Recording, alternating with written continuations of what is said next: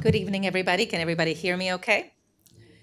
Well, there's always a backup plan. Thank you, everybody, for joining us. Good evening.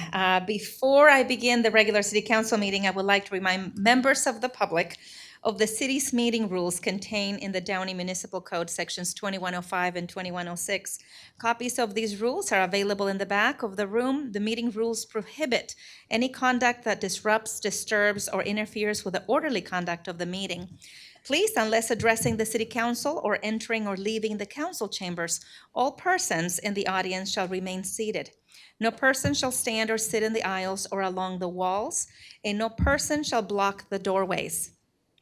Demonstrations, including cheering, yelling, whistling, hand clapping, and foot stomping, is prohibited. Please, no placards, signs, posters, packages, bundles, suitcases, or large objects which disturb or impede the orderly conduct of the meeting shall be brought into the council chambers.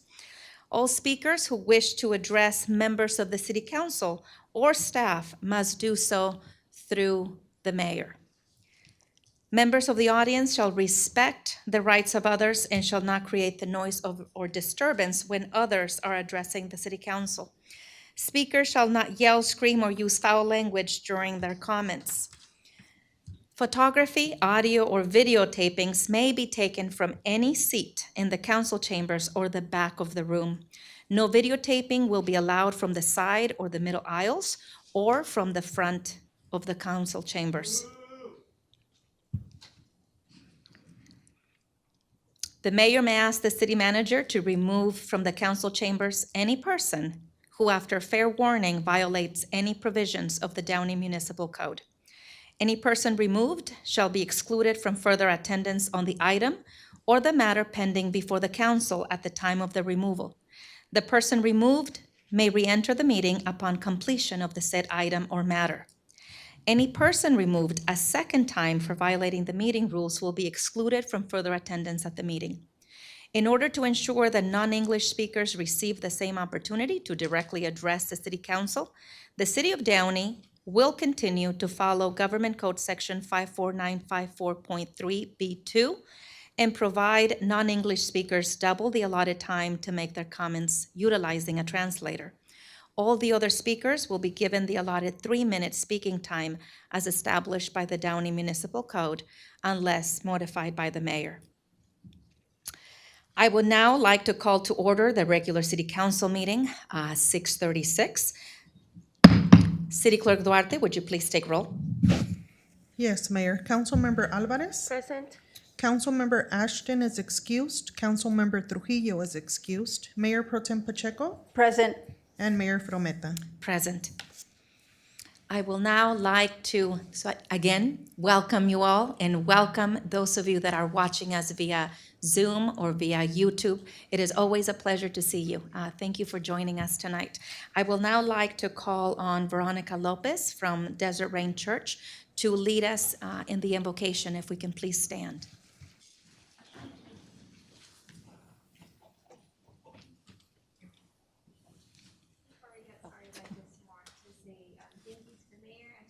For having me here tonight. So most of us are standing. If you are not physically able, just posture yourself in whatever way you feel most comfortable. So God, at this time, Lord, we just thank you. We thank you that you have allowed us to join here together in this place. God, I just ask that it is your Holy Spirit that touches the hearts of every person that is in this room today. God, you see the ins and the outs of every single situation. God, you know the depths and you know the truth. So I ask, Lord, that it is by the light of your love, God, that everybody that is here, that is taking part of this meeting, Lord, gets to experience a deeper truth, God. And Lord, that we know that it is by your love, Lord. It is by your love, Lord, that things are made whole, that healing comes forward. So I pray that right now, Lord, that this room experiences your love, God, and we don't just say it as a taboo or as a nice, sweet thing to say, but God, your love has the ability, Lord, to bring forth healing. And your love knows all things, and it keeps no record of wrong.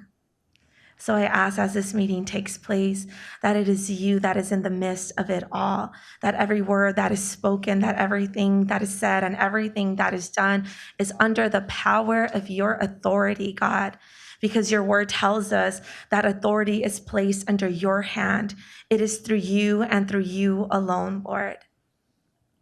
And so, Lord, I pray that continued blessings over our fire department, over our police department, over our educational department, and most importantly, Lord, over our city government. We thank you, God, for what you are doing in the city, and we know that you are doing a new thing, God. And we pray this all in Jesus' name. Amen. Amen. Thank you, Veronica. I would now like to ask Mayor Pro Tem Blanca Pacheco to please lead us in the flag salute. Thank you. I'd like to now have everybody please put your right hand over your heart. Ready? Begin.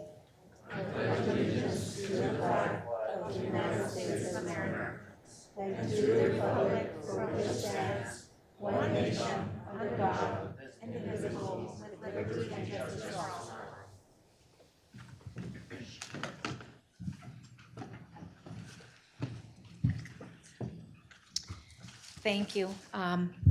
I will now very quickly go through our city council member announcements and requests for future agenda items, conference and meeting reports. I will go ahead and start to my far right, Councilmember Alvarez. I just want to say thank you everyone for being here, and I have no comments. Thank you. Thank you. Mayor Pro Tem Pacheco. Thank you, Madam Mayor. I just want to start off by just thanking you all for being in attendance to our council meeting and for being engaged in your local government. I do want to mention some people that are in the audience. In the audience, we have our Downey School Board members, Mark Morris. Please stand. We have Nancy Swenson. We have Martha Solatani. We have our Executive Director of Chamber of Commerce, Michael Calvert. We also have Jeannie Wood, Downey Chamber Board member. And we also have in attendance William Craig. Please.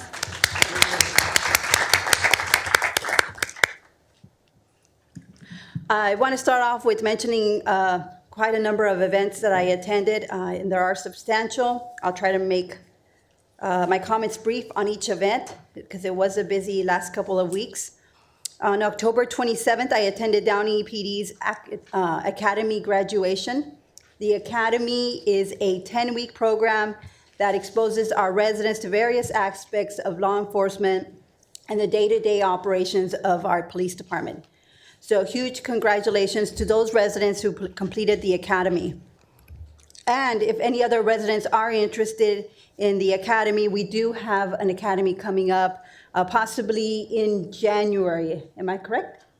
Yes, ma'am. We're collecting applications now and they'll announce the date will be after the first. Okay, so if you are interested, please let us know.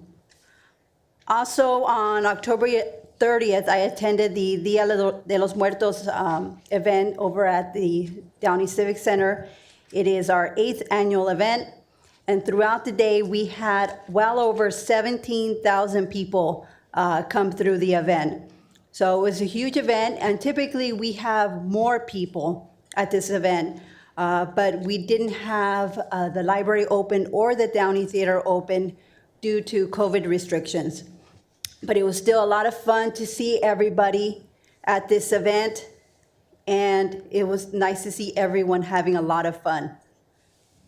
Also, on October 31st, I attended our annual pumpkin patch, and it was nice to see both our Downey Fire and Downey Police Department in attendance, participating and also handing out candy to the kids, who they always enjoy seeing their police and fire departments. So it was nice to see them there. But I do want to thank, where is Jason? Is Jason here? Jason Chacon? Oh, there you are. I want to thank you for all the hard work that you put in, both on Saturday and on Sunday. I know on Saturday for Dia de los Muertos, you were there from 5 a.m. to, I believe, 10 p.m., probably even midnight. And then you got up early the next day just to make it out to the pumpkin patch. So a huge thank you for all the hard work you put in, all the hard work staff put in for making both of these events such a huge success. So thank you so much for everything that you do.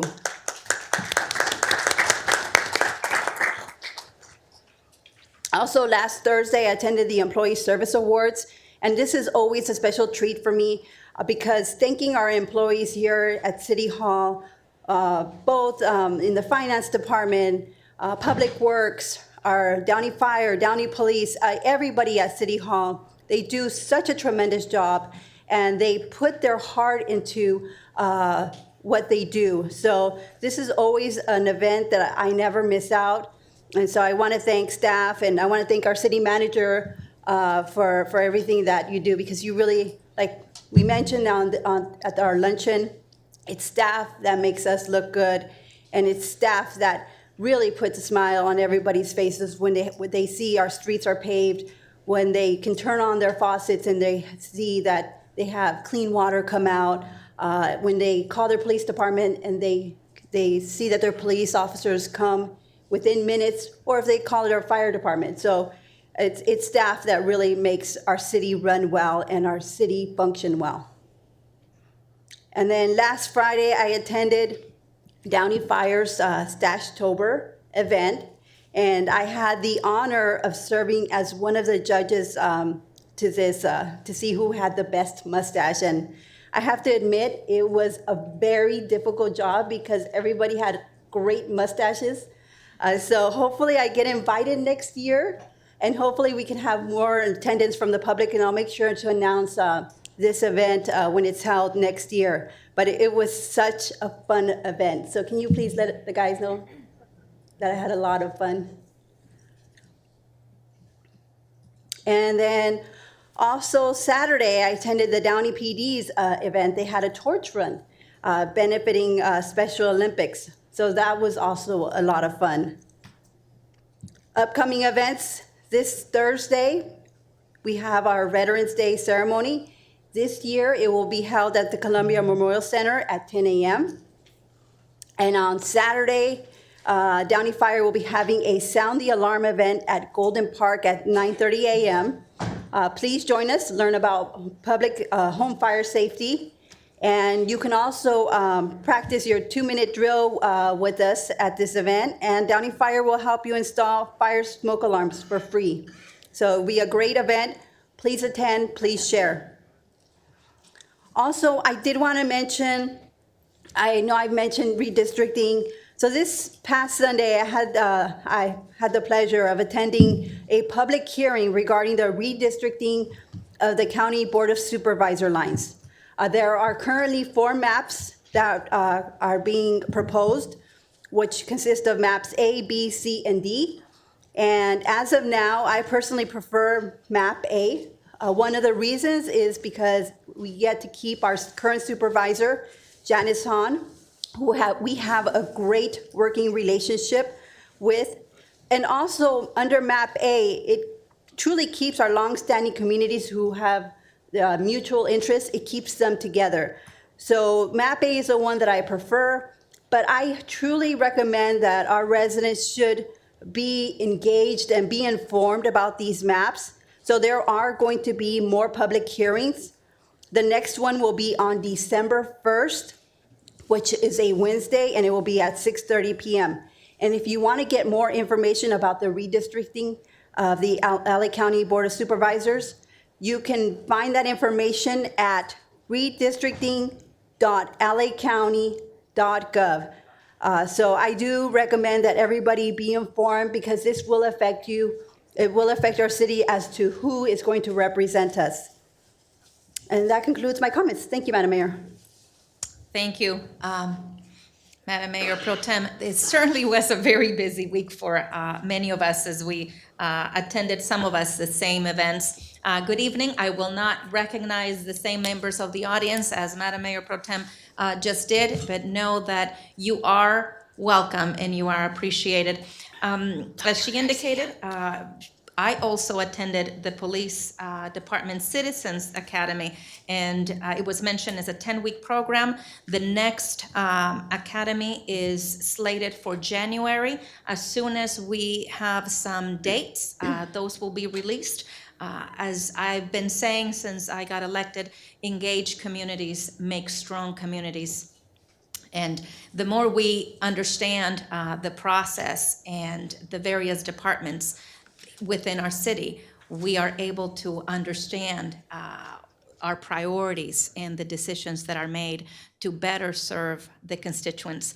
I also attended, I'm part of the executive board. I'm serving as treasurer for NALEO, the National Association of Latino Elected Officials. There was the first in-person legislative summit. I attended that last week.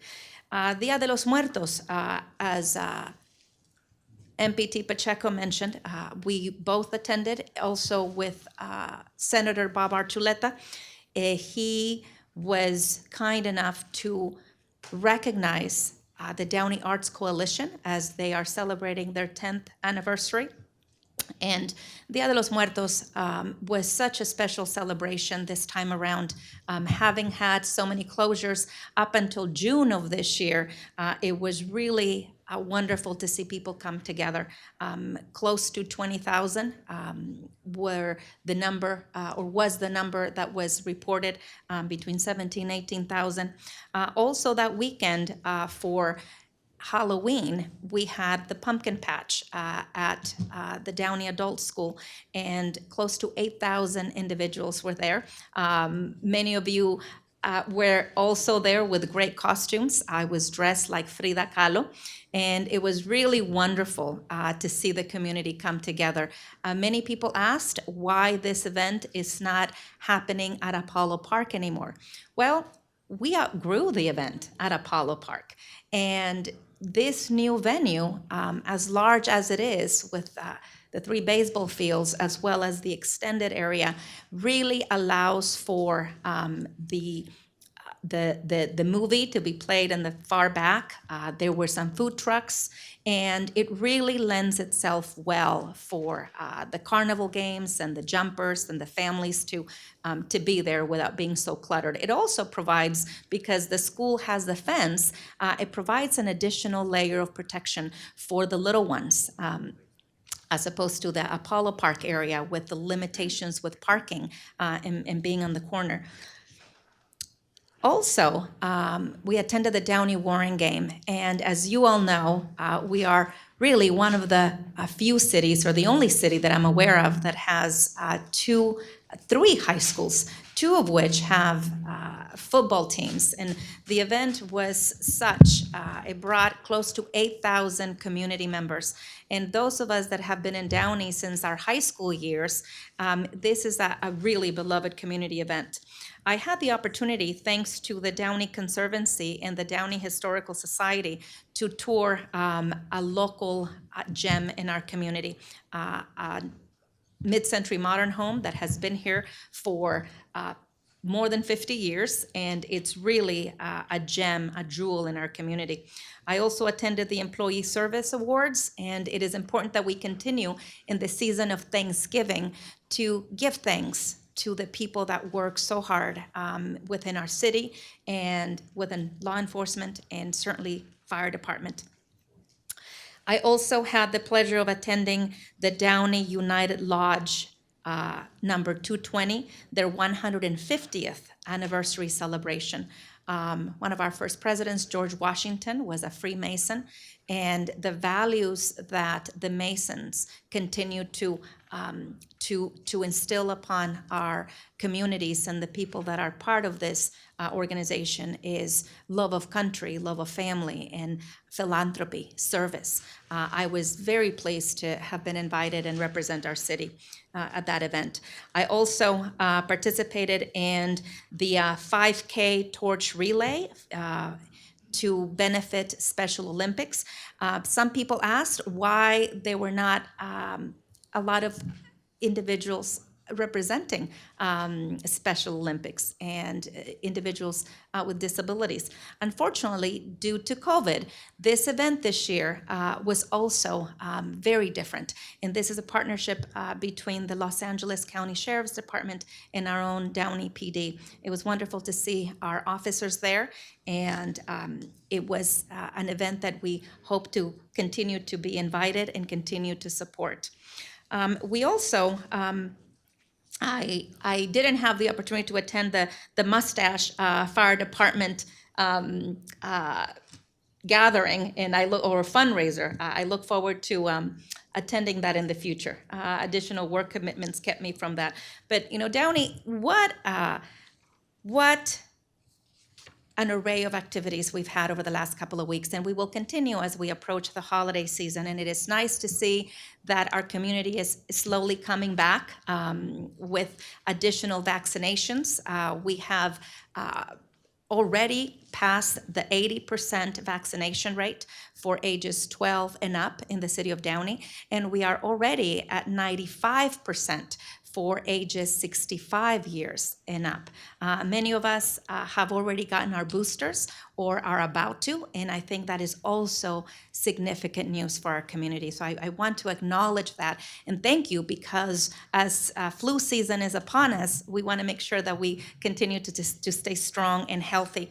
I do have, again, as has been mentioned, I want to invite our community to our Veterans Day celebration, and is going to be on Thursday, November 11th at 10 a.m. at the Columbia Memorial Space Center. We will also have an OLPH Women's Guild blood drive, and that is happening on Sunday, November 14th from 8 a.m. to 2 p.m. Last but not least, I do want to invite you to join us on Wednesday, November 17th at 10 a.m. We are having our city's 65th anniversary celebration from a space community that our aerospace history. We have navigated and converted ourselves to a biomedical hub with our hospitals. And it is so important to celebrate the 65 years since this city was incorporated. So we invite you to join us and be part of the celebration. I have just a couple of things for staff.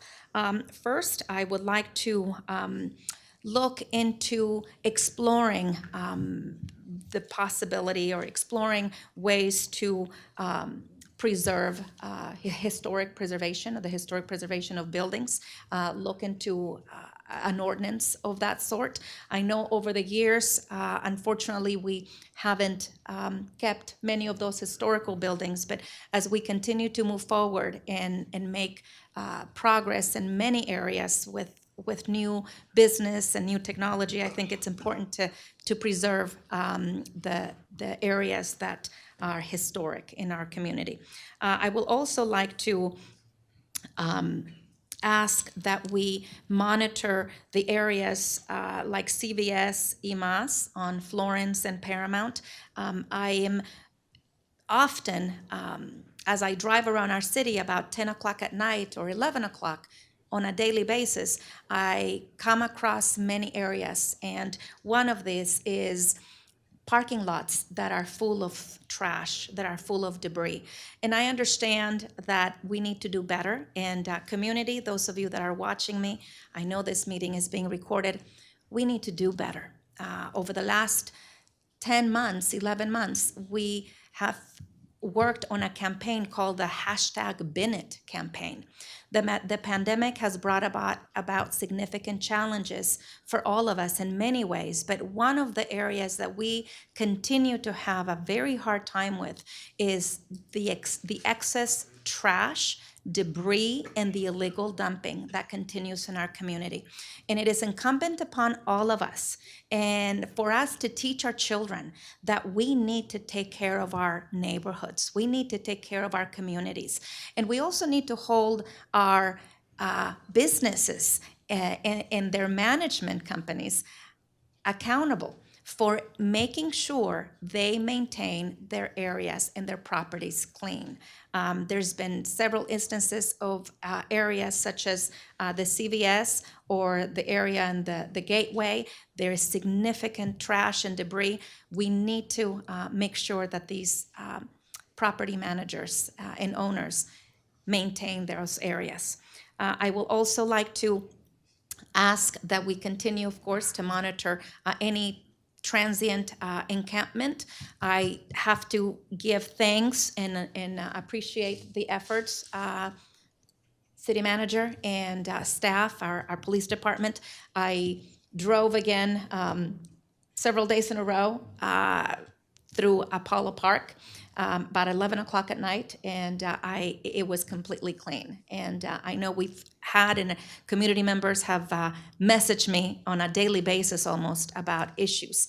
And I wanted to let you know that we are working on those. Thank you, Downey PD, for continuing to address those. If we can continue to focus on those homeless encampments that may pop up, that will be great.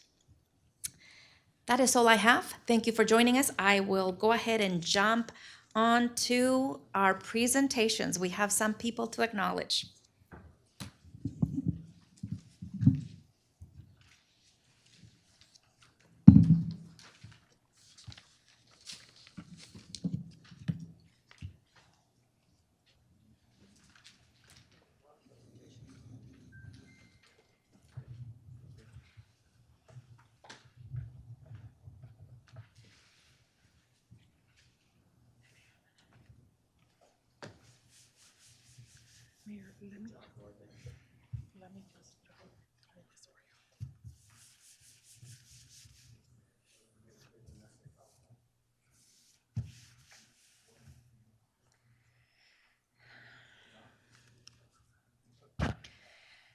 Good evening. I would like to welcome our Downey Unified Superintendent, Dr. Garcia, Nancy, school board member, John Morris, Mark Morris, and Martha Soretani. A couple of weeks ago, maybe it's been more than a couple of weeks ago, but am I missing somebody else? I want to acknowledge an individual that continues to be a really important part in our community. I mentioned a couple of weeks ago, maybe a couple council meetings ago, I recognized our high schools. I recognized the principals in our high schools with a legacy award. Without a doubt, the time we are living in continues to be such a challenging time for students, for families, for teachers, for counselors. From a healthcare perspective and a mental health perspective, we have not seen the impact that COVID-19 has truly had on people. And the time that our students spent in distance learning, the effort and the time that our principals, that our teachers, that our superintendents, all of the things that went on to be able to continue in the educational sphere were nothing short of extraordinary. There was no playbook for that.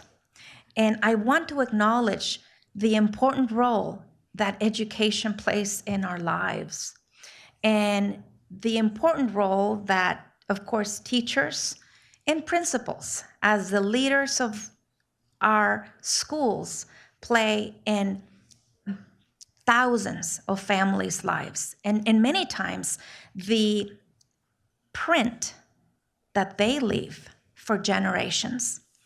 Tonight's award is for Dr. Xochitl Ortiz, who is the principal at our Columbus High School. Dr. Ortiz has been an educator for over 23 years. She was an elementary school teacher for 10 years and taught 5th grade at Galden Elementary School. She also taught at Santa Ana Unified School District. We forgive you. She continued her career as a school psychologist for Downey Unified and served for 7 years across 13 different school sites over the course of 7 years. Dr. Ortiz served as the assistant principal for Columbus High for 4 years and was promoted to principal of Columbus and Woodruff Academy, where she has served for the past 3 years. Her education consists of criminology and psychology from UC Irvine, and she earned her doctorate of education from USC. Go USC. Principal Ortiz has 3 young adult children and has been married to her best friend for 24 years. Congratulations. Dr. Ortiz is a first-generation college graduate, just like I am, whose parents immigrated to the U.S. through the Bracero program. She strongly believes in the power of education to create, pursue, and achieve one's dreams and goals for a better and healthier tomorrow for oneself, our loved ones, and our communities at large. Dr. Ortiz, would you please join me up here, and would you please give her a round of applause?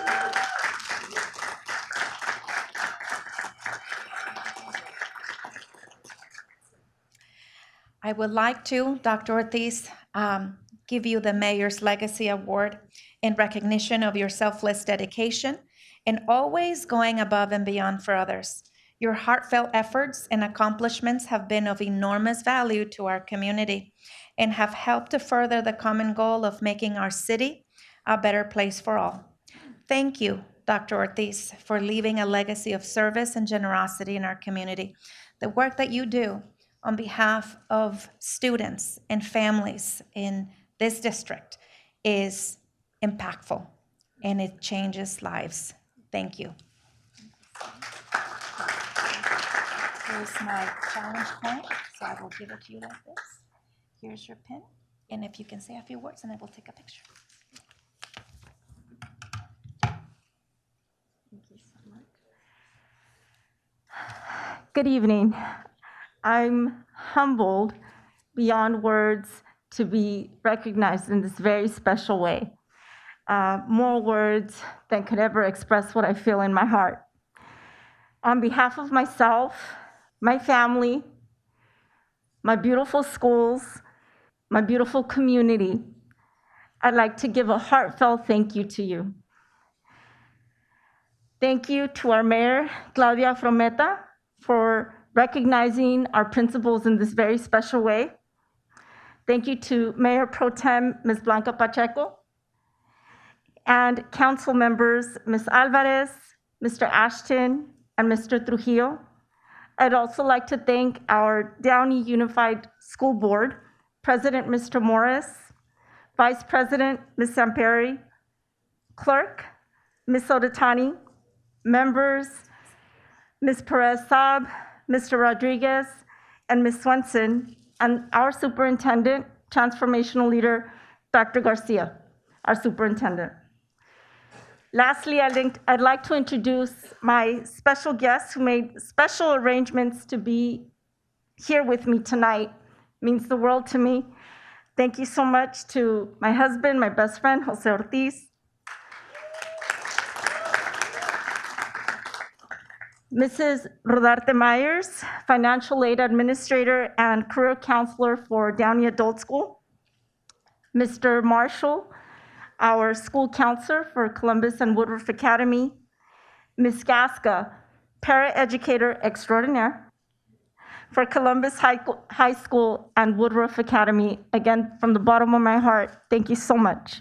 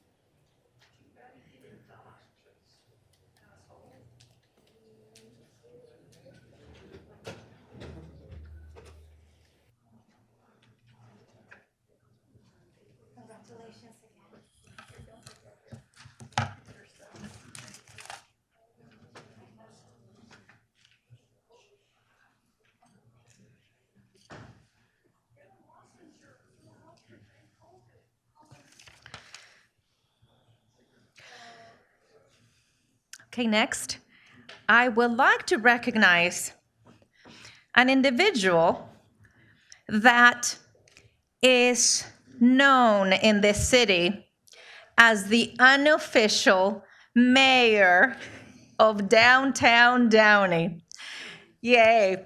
I want to recognize Javier Lizarde with the Mayor's Champion Award. Javier, would you come and stand next to me?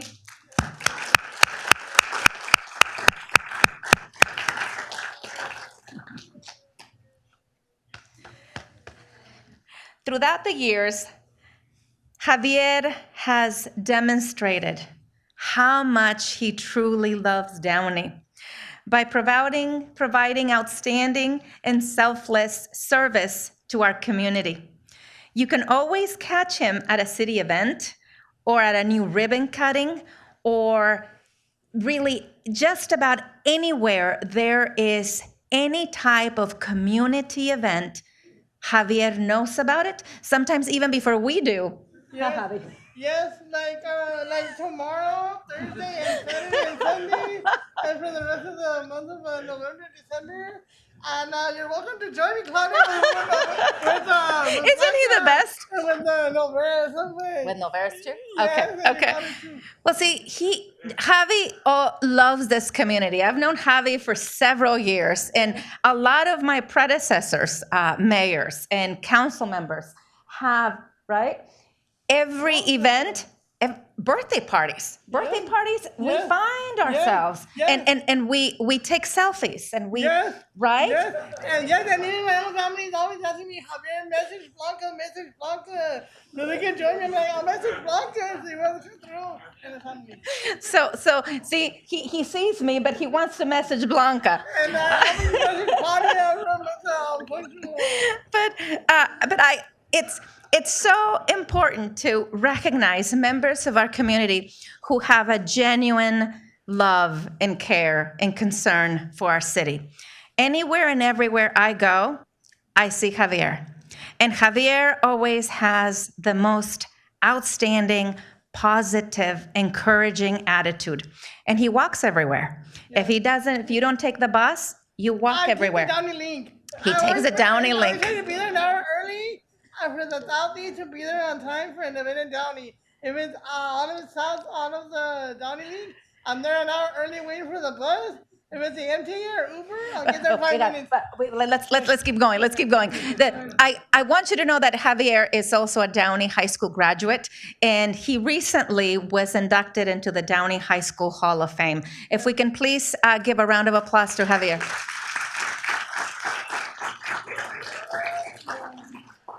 Javi, I am giving you the Mayor's Champion Award on behalf of the citizens of Downey in recognition of your outstanding citizenship and activities enhancing the community of Downey. He is always wanting to help. Anywhere you see him, he wants to give a hand. Your exemplary efforts, Javi, and accomplishments have been of enormous value to our community and have helped to further the common goal of making our city a better place for all. Thank you for being a champion for what is good and honorable in our community. So you have to be brief, but you want to say a couple words? Yes. Go ahead. There's a movie festival this weekend. If anybody wants to reach me, just hit me up on Facebook and message me, and I'll give you the address and time. But you want to say thank you? Thank you for the award, everybody, and for choosing me and Downey. And we met Shane and Cerritos Collins. Thank you, Javi.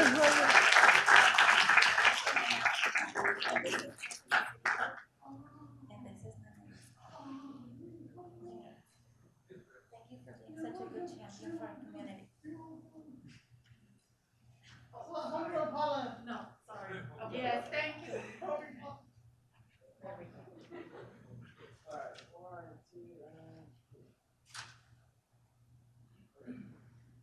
Javi, you're the best. Yeah, thank you, Claudia.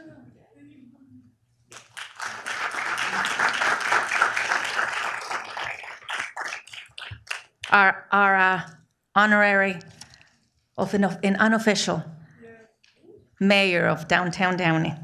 The next award I want to present is to someone also very special. I've known William Craig for over 20 years. And William, would you join me up here?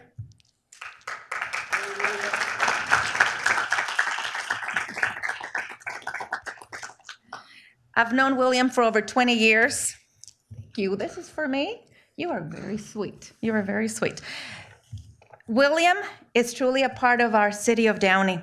He has volunteered with the Downey Public Works for years, and he helps with everyday tasks as well as big items to set up at city events.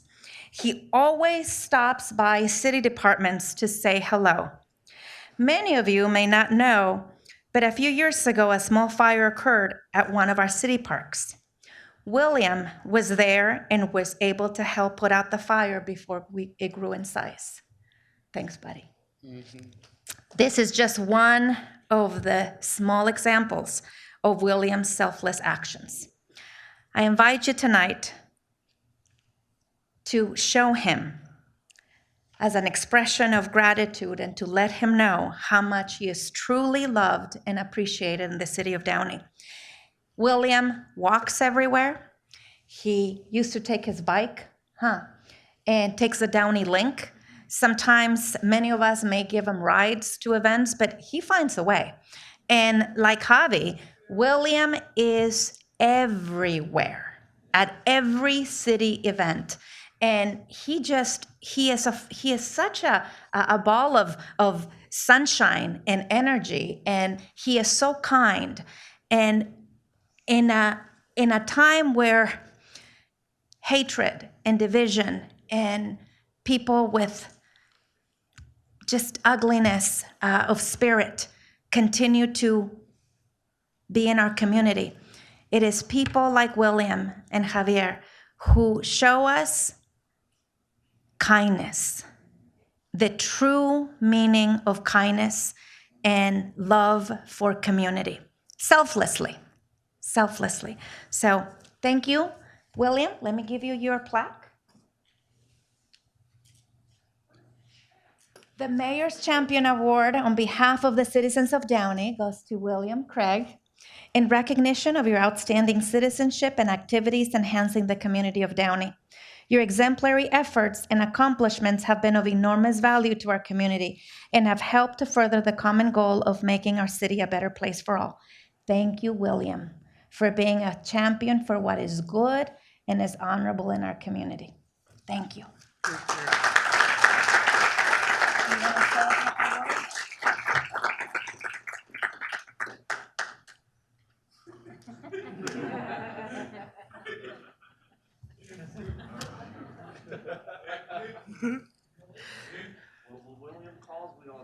Yes. Come on over here, William.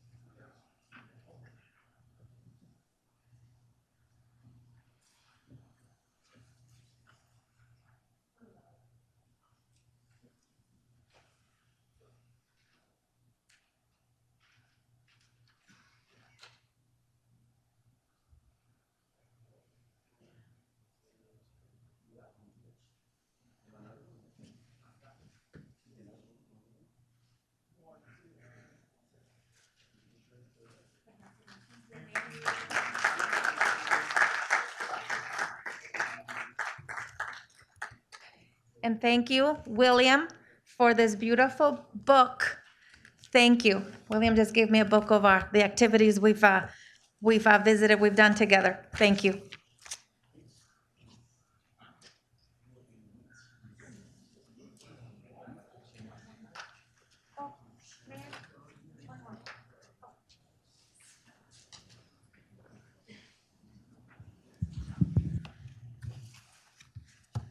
Thank you. Yes, I forgot about that. Do we have any veterans in the house tonight? If you can please stand. We would like to acknowledge you. Lee?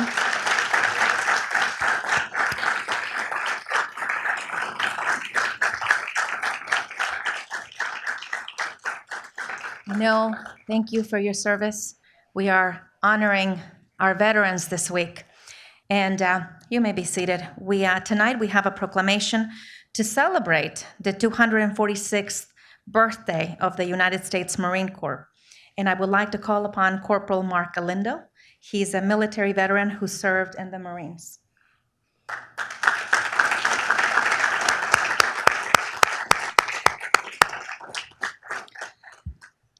I'll go ahead and read the proclamation. Whereas on November 10th, 1775, the United States Marine Corps was established by the Continental Marine Act, and whereas for 246 years, the United States Marine Corps has answered the call of duty in times of war and peace in order to preserve democracy both at home and abroad, to fight for our nation's common causes and defend our freedom.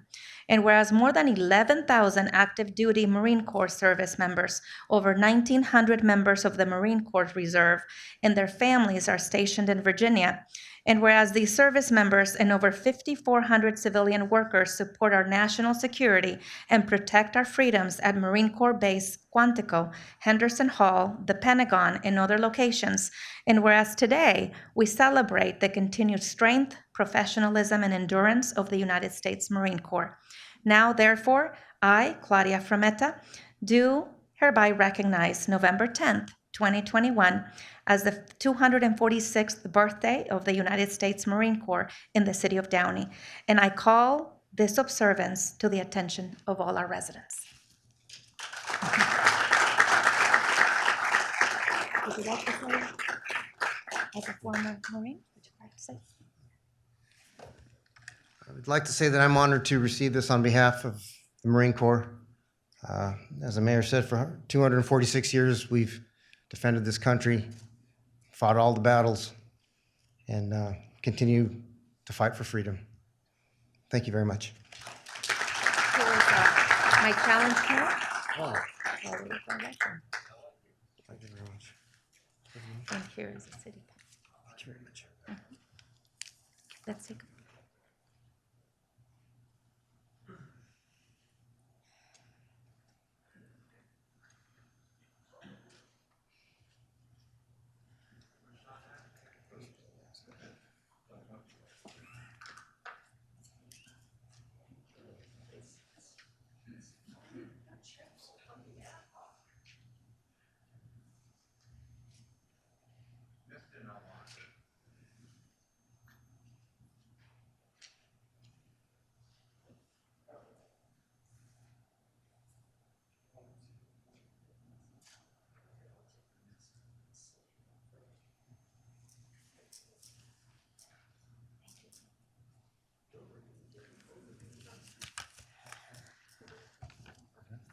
And I think we are done with our presentations.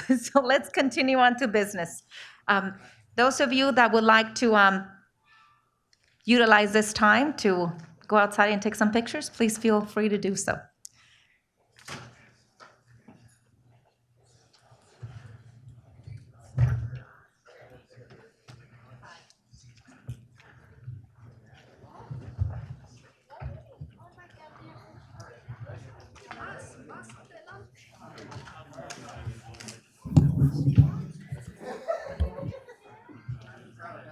I don't want to have a hot mic.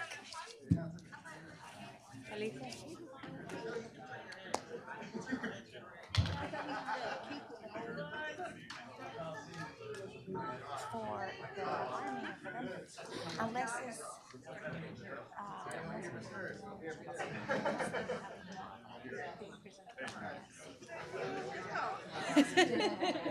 I know, I hear you. I hear you.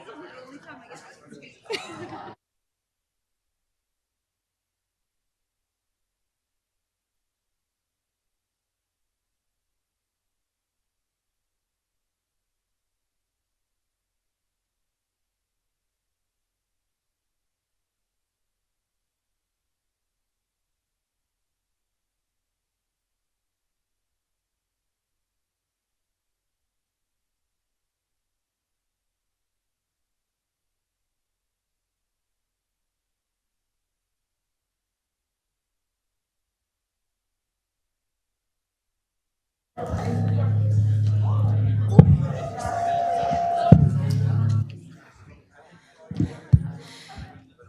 we're going to go ahead and continue on the meeting. If you would like to take photos, please take them outside the council chambers.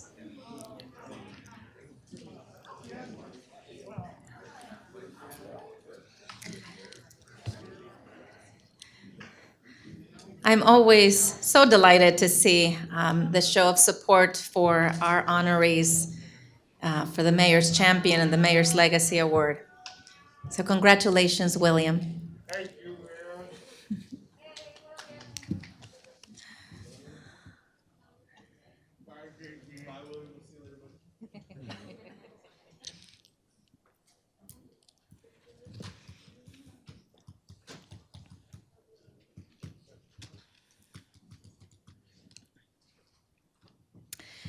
Well, now moving on to our items on the agenda. Now is the time for non-agenda public comment. Remember, I do want to, a couple of reminders. If a speaker engages in conduct that disrupts or interferes with a meeting, I will ask the city manager to have the speaker removed from the chambers until the end of the non-agenda public comment. I remind speakers that the non-agenda public comment period will be limited to 30 minutes pursuant to the Downey Municipal Code, Section 2105G.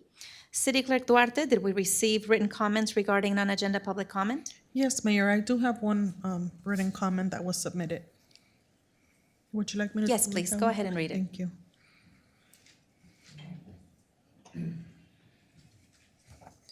Good evening, Madam Mayor and City Council members. My name is Christopher Perez, and I am Congresswoman Roybal Allard's new field deputy representing the wonderful city of Downey. As you may know, Congresswoman Roybal Allard has proudly represented the residents of Downey in the United States House of Representatives for close to 20 years now. Therefore, it is an honor to be here as her field deputy for Downey.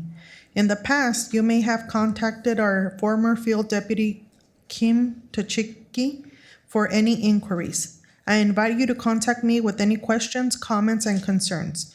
I would also be very interested to know how our office can support you all as well as the city of Downey and its wonderful residents.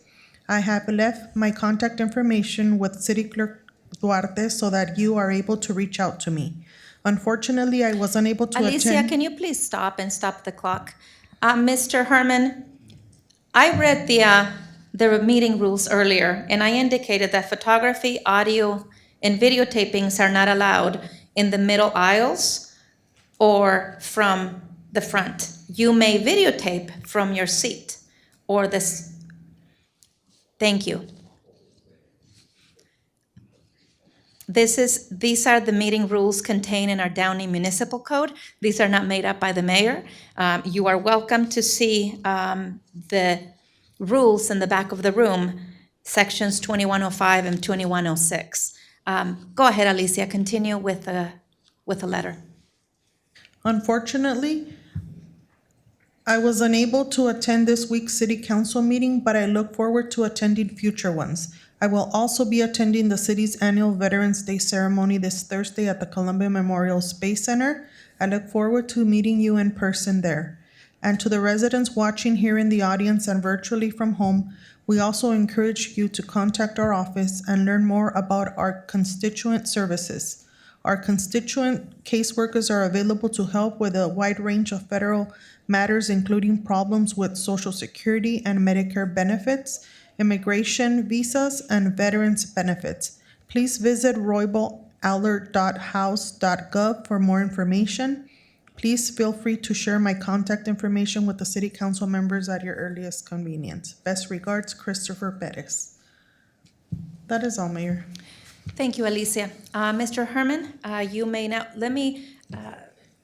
Alicia, can you please count how many individuals we have for Yes. public comment? If we have more than 13. Gonna cut our time limit again? That is based on the municipal code, Mr. On Mr. Vasquez's vote, right? You don't have a public hearing. Come on, let the people speak.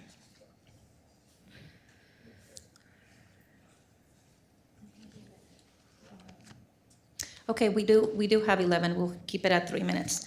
Thank you. 3 minutes it is. Mr. Herman, go ahead. Boy, the tyrant is at it again. But yet she doesn't want to admit to the political life of .com, where in this photograph, we see a gentleman by the name of Mr. Frometa approaching Armando Herman for the record, and a gentleman by the witness of Mr. Greenspan as they stood there, disbelief that the mayor and her husband would dare to come out after 12 o'clock midnight and approach us at the curbside and threaten us. What a fucking cunt and bitch, right? We all know it's true. The only time you could be a bitch and a cunt is when the two Bonnie and Clydes can approach you out in the street like gangsters and threaten you. And by the way, you're not the only two cunts. We got Roybal Allard on record and her new staff, 42 U.S.C. 1983. Fuck you, racist bitches. So, at the El Monte hearing, under 14.3, consideration approval for ad hoc committees, Mommy Pacheco was there talking about how to utilize the business and extend certain and standing committees so that you could absorb all the monies that is there under ad hoc for those modifications. But the conflict of interest is whether or not Mommy Pacheco and her boss, Mr. Rick Faggot Olivares, the attorney at El Monte, have a conflict of interest, which is a real serious situation.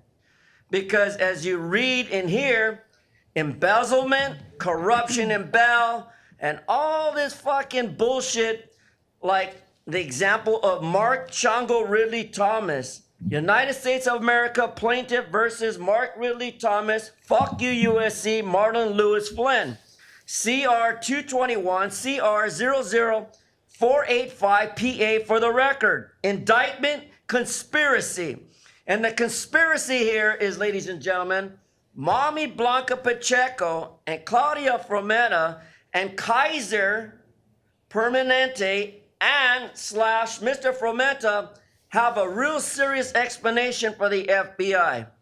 Why are you giving away properties when there's a housing shortage? Why are you selling out the people of Downey? Why all this corruption? Why all this bullshit? And I'll tell you why.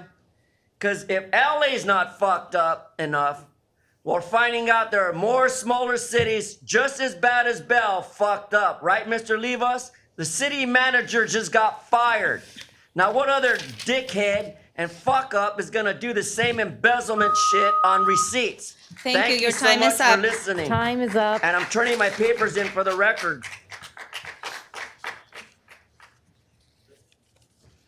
Thank you. Too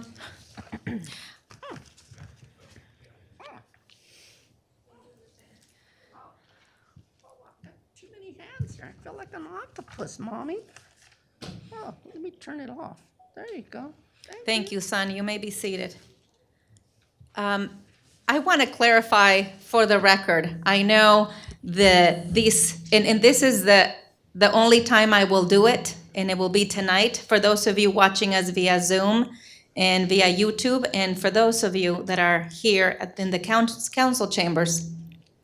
For a couple of meetings now, I've been falsely accused of assaulting somebody. And my husband, who is not an elected official, is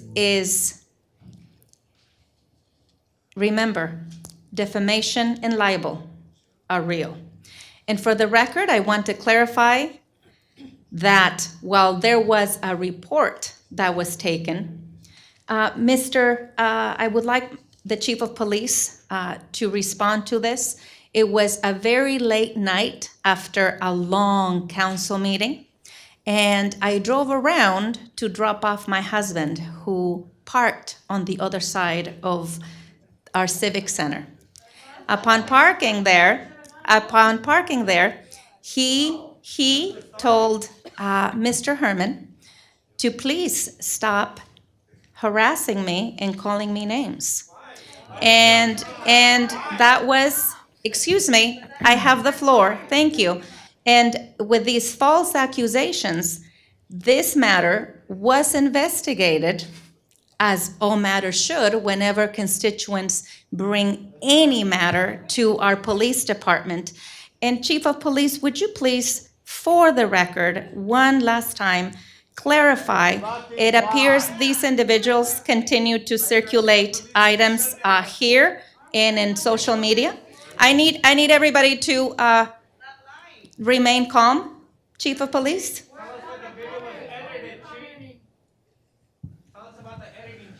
Madam Mayor, the police department interviewed the subjects involved, the listed potential victims, as well as the potential suspects. Everyone was interviewed. The items were documented in the form of a report and submitted to the LA County District Attorney's Office for consideration of criminal filing, and they determined that there was not enough criteria to establish a criminal finding.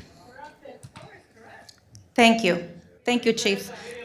There will be no further comment about this. These videos continue to circulate on social media, and clearly this continued allegation and accusation continues to be brought forth. That is defamation and libel for an individual who is not an elected official. And as I've indicated to you, and I've had our Chief of Police clarify the record, the matter is closed. Mr. Greenspan, you have the floor. Okay. Mike Greenspan, happy Hanukkah, you scab rabbis.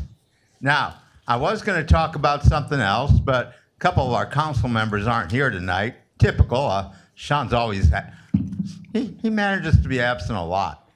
Kind of like Englander was always absent from the Association of Independent Cities meetings on the board of directors because he was too busy going to Las Vegas to get bribes and some pussy from his escort. By the way, Englander is now in a halfway house, and since Blanca Pacheco talked about a new police class coming through, hey, he's got experience. He's a part-time pig from the Los Angeles Pig Department, Mitchell Englander. Yes, he served 4 months in federal prison for taking bribes and lying to the FBI about that night with his escort instead of being with his wife. But hey, he would be great. He's got experience. You could put him to work in Vice. Yeah, he'll take the prostitutes off the street, one at a time, of course, and then he'll take them over there to the hotel that's next to the library. And maybe he could even do the Starsky and Hutch team with Reverend Jimmy Swaggart. He's good at taking prostitutes off the street, too. After all, I still remember that day last July, a year ago last July, when Mitchell Englander left the courthouse downtown, the federal courthouse, and his wife's holding his hand, and Armando Herman's he's filming. And I hollered, "Looky thar! His wife's holding his hand, the hand that rubbed his escort's pussy in Las Vegas." After all, I mean, the chief would do great hiring those two Starsky and Hutch guys to really clean up Vice. Just keep the room open over there at the hotel. I forgot which one it is now. Is it the DoubleTree or whatever? But it's something, I think, in the Hilton family. And we can have, as I say, a great police department cleaning up Vice and letting them stick their dicks in their pussies instead of somebody else in Downey picking them up on the street corners. With a combination of Englander and Swaggart, we could clean up the prostitutes from this city. Well, the bed sheets will be dirty over there at the hotel next door, but after all, what do you want? Dirty bed sheets or streets that aren't clean? And we can clean them up by getting rid of the prostitutes and getting people that would actually use their services instead of John's. You know, we'll have Mitch and Jimmy. Oh, how great. Mitch and Jimmy over John. I mean, I'm running this thing by the chief while here, but it's because Blanca Pacheco mentioned the new class coming through. And for the record, fuck you. Here, let me give you some paperwork. Thank you, Mr. Greenspan.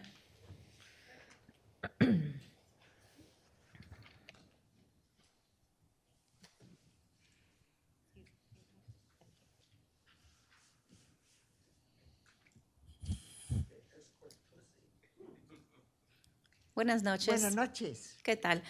Permita Muy- un segundo porque van a traducir. ¿Listo? Ok. Ok, ya están listos. Adelante. Señora Pacheco, Ah, usted, por favor, dirija sus comentarios a mí. Yo soy la señora Frometa. no, usted es la señora Prometa. Sí, Un momento, la señora Pacheco, ok.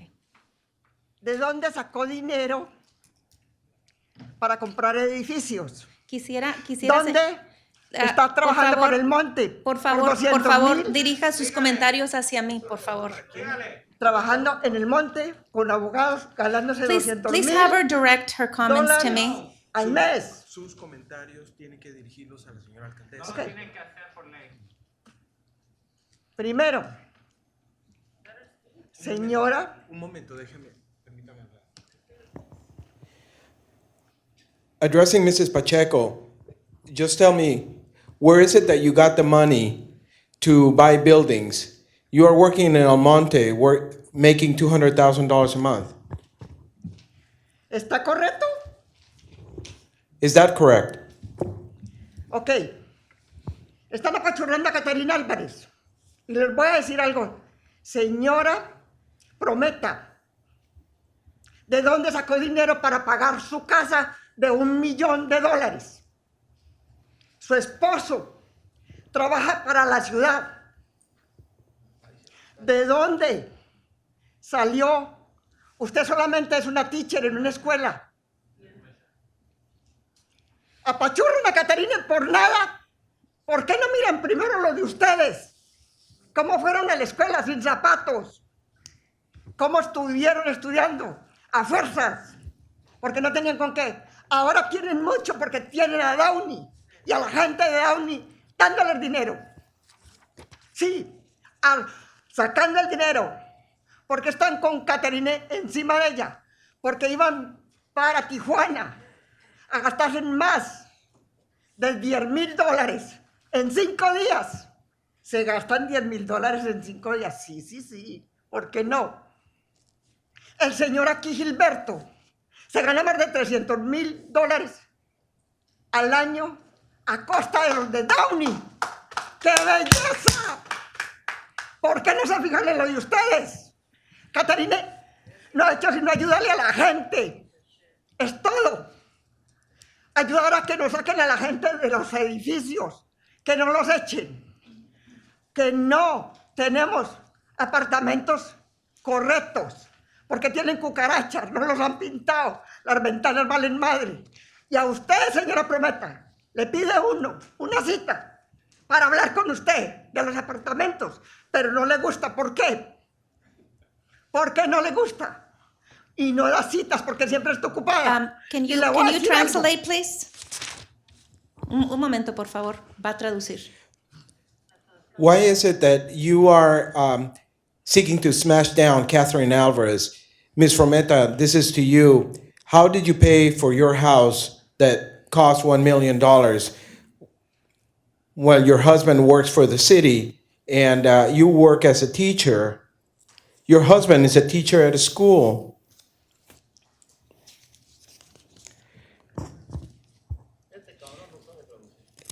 How is it that when you went to school, both of you didn't have shoes to wear, and now, just at the expense of people of Downey, you've gone to Tijuana to spend more than $10,000 in 5 days. You did, in 5 days. And Gilberto, he makes $300,000 at the expense of the people of Downey. What Catherine does, Catarina, she helps the people to keep them from being kicked out from the places that are not kept up well, that have roaches, that are unpainted, where they don't give a damn about it. But with you, we asked to get an appointment with you. That's as far as we went. Adelante, Nunca señora. tiene tiempo. Usted nunca tiene tiempo para la gente de Downey, porque siempre está ocupada. Los apartamentos se caen. Pero eso no se mira. Ustedes dieron comida. Ahora en el COVID, el 19, el 20, ¿le dieron comida a la gente? No, Catarina salió a agarrar comida a buscar comida para la gente. Caterina salió a defender a la gente para que no la echen de los apartamentos. ¿Ustedes lo hicieron? No, porque no tienen tiempo. Pero si tienen tiempo para coger el dinero de Downey, la plata que da el gobierno a Downey, ustedes saben cómo. ¿Por qué les estorba Caterina? Porque no los deja hacer todo lo que ustedes quieren. No da el voto para ustedes. No les ayuda. Pide y pide para la gente de Downey, para toda la gente pobre. Porque no hay muchas personas que coman 2 veces al día. ¿Ustedes lo hacen? Gracias. Un momento, se tiene que traducir. Let her speak. Why don't you let her finish? Because she's going to run out of time and she's already running. The clock is stopped. Go ahead. You don't have any time for the people of Downey. Those who have their apartments that are falling. The people that needed to be fed, where were you on the 19th and 20th when Catherine went to get food for them, to give those people? Catherine defends the people who are about to get kicked out from apartments. You don't have time for that. Why are you on Catherine's case? She's just asking to help Downey people. She's for the people. Gracias. Thank you very much. Thank you very much. Prometa, yo vuelvo. Y a Caterina no la van a sacar de aquí. Y a ustedes se tienen que ir, porque usted... Gracias. Su tiempo ya se acabó. Thank you. Sí, ya es tiempo. Ya fueron 6 minutos, señora. El tiempo se le ha terminado. I will need to, my last resort will be to empty the council chambers. If you are going to be disrespectful and create this type of environment, I will need to clear the council chambers before we can continue the meeting. So you need to decide how you want to proceed. I will not allow you to continue to behave in this manner. We will need to clear the council chambers and come back.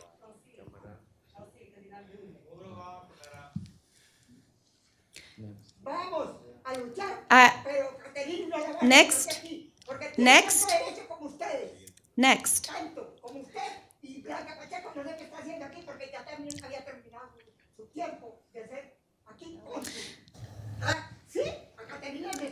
Señora, su tiempo ya se le terminó. Los 6 minutos ya le terminaron. Madam Mayor, Gracias. there were additional statements. Not- Go ahead and, I wasn't sure if you wanted the additional statements. Basically, the speaker saying that she would be coming back. You want me yes. to complete? Okay. I will be coming back, and for you, for Meta, I will be coming back. There's more to come for you and Pacheco. In essence, there were other comments, but I didn't make the full notation, but that was the essence. Thank you. Madam Mayor. For those of you watching via YouTube and Zoom, every speaker that does not speak English gets 6 minutes. 3 minutes is the allotted time. I have also reminded those individuals that are in line to speak during non-agenda public comment to please continue in a respectful manner. If this council chambers becomes disrespectful and uncivil, I will have to clear the council chambers and we're going to have to recess. So I really would like to continue to conduct public comment and allow you to do that, but it is really up to you how you want me to proceed with the meeting. Really, the ownership is on you. I don't make up the rules, I just follow them. Yes, you may start, and the time starts now. Thank you. Or heard that my mom has put me through a lot, which she hasn't. Can you get closer to the mic? Is that good enough? All right. A lot of you guys know. Well, I'm Lynn John Average. I'm Catherine's son. A lot of you guys heard and read that my mom has put me through a lot. She hasn't. It's just my bad decisions. I put myself through it. I've done so many things that I put myself through. But my existence has nothing to do with my mom's work. You guys have no rights to put my name in those papers at all. You guys ain't got no rights. I could sue you off for just putting my name, bringing up my name, bringing up my existence. I ain't got nothing to do with my mother at all. My existence has nothing to do with her. Whatever she got going on, that's on her. But me, keep me on the side. Don't put me in her problems. That ain't cool at all. I should be away from that. And then after that, you act too much. Like you all bougie and shit wanna be. You want clout, you want money. Like, why don't you care about people? My mama over here trying to like open this homeless stuff for people so people can get their homes and shit. What are you trying to do? You ain't doing shit. My mama over here trying to get beds and everybody to people. Like what? Like, okay, if y'all bringing up my personal existence, why don't you think about me? I was in the streets. I was getting my own money. I had my own job, all that shit. And I'm getting there. Look at me. I'm all dressed all nice and shit, all fresh as fuck. Getting my own shit. But you're not willing to accept my mom to help the people out there that's homeless out in the streets? Fuck wrong with you? Get some common sense. You ain't got no heart. You just want the money in your hands. You want the pocket, all that shit. Have some heart, bruh. You ain't never gonna get nowhere. You right now somewhere, but someday, some year or some shit like that, you gonna end up downhill. Cause all you doing is just killing people, just trying to tear people apart. You just want the clout. You just want people to see you. That ain't the way. Have a heart. Have some respect. You guys got respect right there. What's up with that? You guys ain't showing no respect to me. Bringing my existence towards my mama's work. Fuck wrong with you? Have some respect towards my existence. If you want me to have respect for you, all of y'all motherfuckers, I don't give a fuck. Respect. What's up with that? I don't see no respect. Why you guys got that word up on there for? You just all talk. You just all act. But you don't care about nobody. You just care about yourself. Like, come on, like, fuck is wrong with you? Look at you. You just all like everything I just looked right now, you just act. Everything's just act. Like what? You don't know how to fucking live your life as a normal person, as by heart. I got a heart. I got a big ass heart. So the way I speak is because I've been through shit. You've never been through the shit I've been through. Thank you.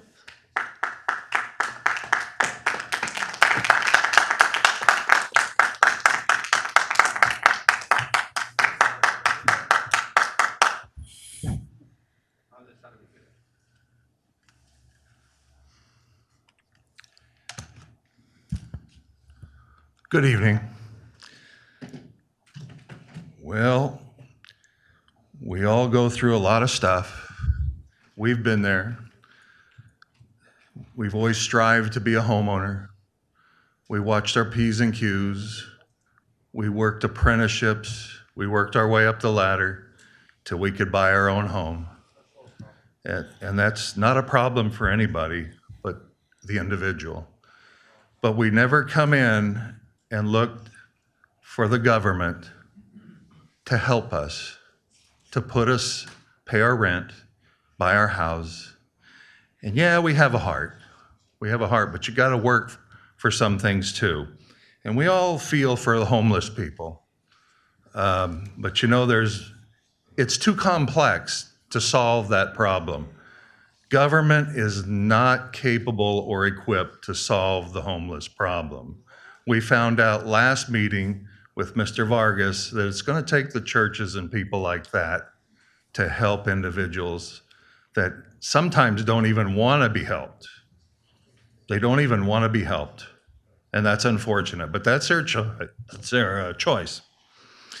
So I'm encouraging the Downey City Council, when it comes to affordable housing, you need to pass on that because you're not equipped to fund any affordable housing whatsoever. And we need to be careful about inviting Janice Hahn and the PATH group, because if you look at the work they've done in LA, it's not that impressive. But they hire their relatives, they just create more government bureaucracy, and nothing gets done. It's just the same thing over and over again, except the government grows. And then you have people always coming in wanting to get into those houses, which they can't afford. They can't afford them. But I like to call it the housing industrial complex. This has been going on for 30, 35 years. Governor Newsom has promised to take care of the homeless situation in Frisco. It's a disaster. Now they're going to take care of it here. It's a disaster. So don't look to any of these people to solve the problem. You know, there are plenty of help wanted signs out there. If you're going to pay rent, get a job, get your paycheck, and pay your rent. Okay? And I'm going to encourage the city also, since we have an unconstitutional vaccine mandate that was just declared, that the city and the HR department does not fire anybody for not being vaccinated. It's a clear violation of your constitutional rights. Okay? It's your choice. And get rid of the mask mandates too, and open this city up. Thank you. Good thing he's not a doctor.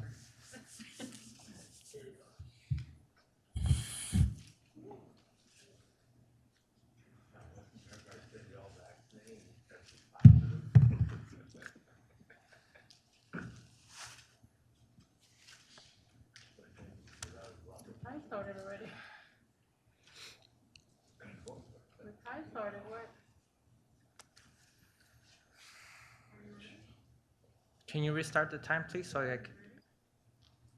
I'll be ready when I start. Okay. The mayor started off earlier by saying something about hatred and ugliness.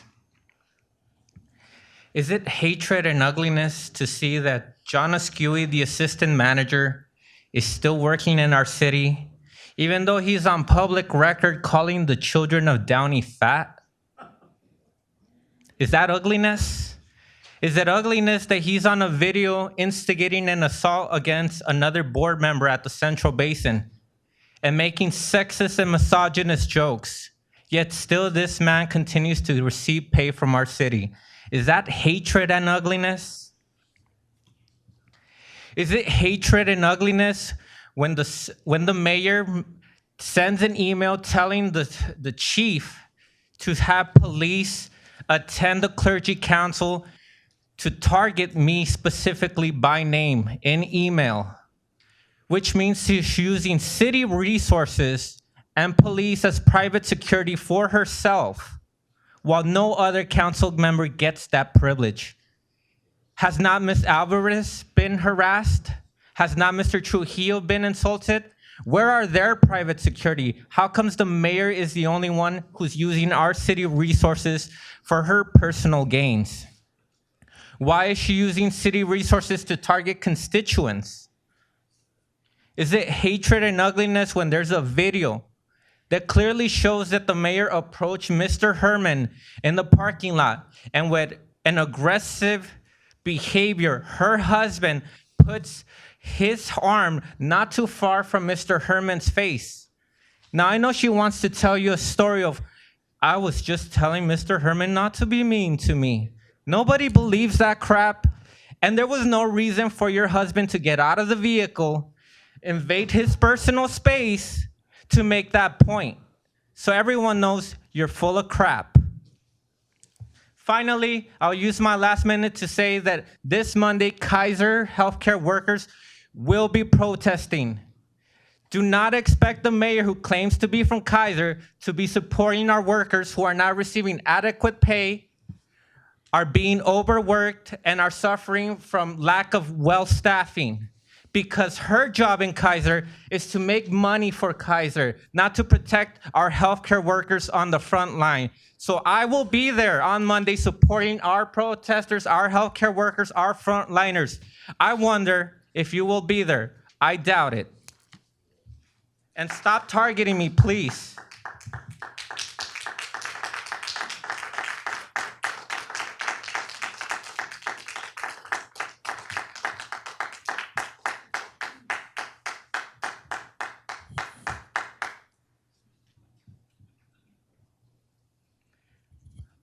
Good evening. Good evening.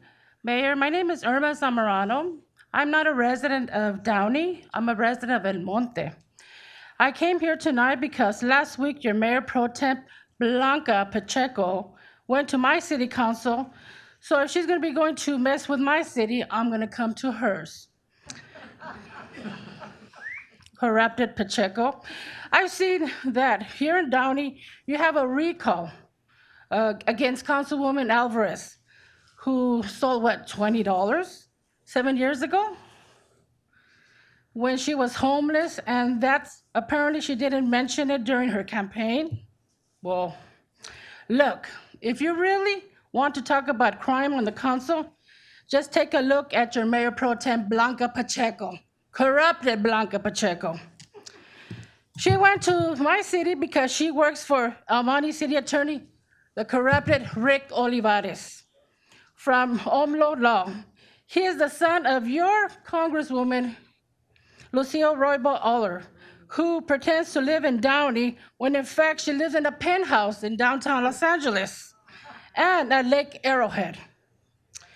People claim that she's not too corrupted.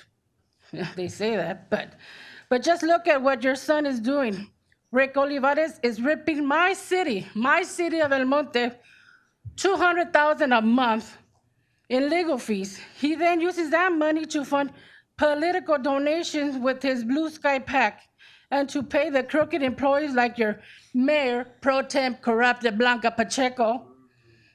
But thankfully, the community is realizing that the reason Rick Olivares is the attorney for so many cities is because he is laundering the money back to the corrupted members like Blanca Pacheco. Mayor Fermenta, you should have kept going. You should have never stopped. Your Mayor Pro Tem Blanca Pacheco is a crook. Her boss, Rick Olivares, who is my city attorney, is a crook. They are taking hundreds of millions of dollars from El Monte and many other cities and school districts too. $200,000, that's a lot of money. And here, with the recall, for $20. Come on, Blanca Pacheco, corrupted. Wow, stolen by a homeless Please direct your mother. comments to me. Wow, stop. It's my turn, okay? Stop. Comment it to me. You talk too much. You need to let the public talk. Keep up the great Okay, work, we're Miss gonna have Alvarez. to, as soon as she's done, we're gonna have to take a recess. Thank you. Keep up the great work, Miss Alvarez. The feds are coming, and they're gonna come for these corrupted politicians. You, Formenta, you, Pacheco. The real crooks are you guys, and you guys are going to jail. Long live reign control, Miss Alvarez. Thank you. We're gonna go ahead and take a 2-minute recess. Thank you.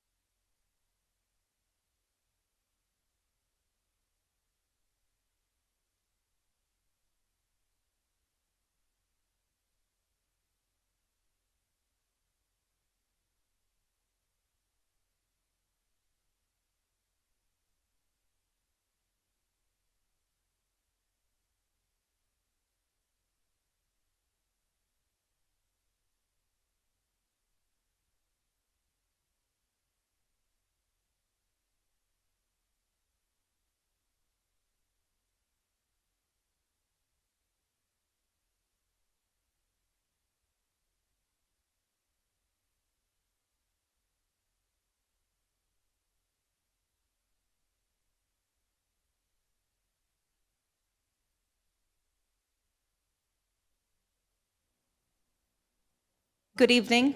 We are going to go ahead and continue with our meeting, and we're going to continue with non-agenda public comment. If we continue to be disruptive, I will have to clear the room, and this will be the last warning I give before I ask our city manager to do that. Go ahead, Mr. Lee.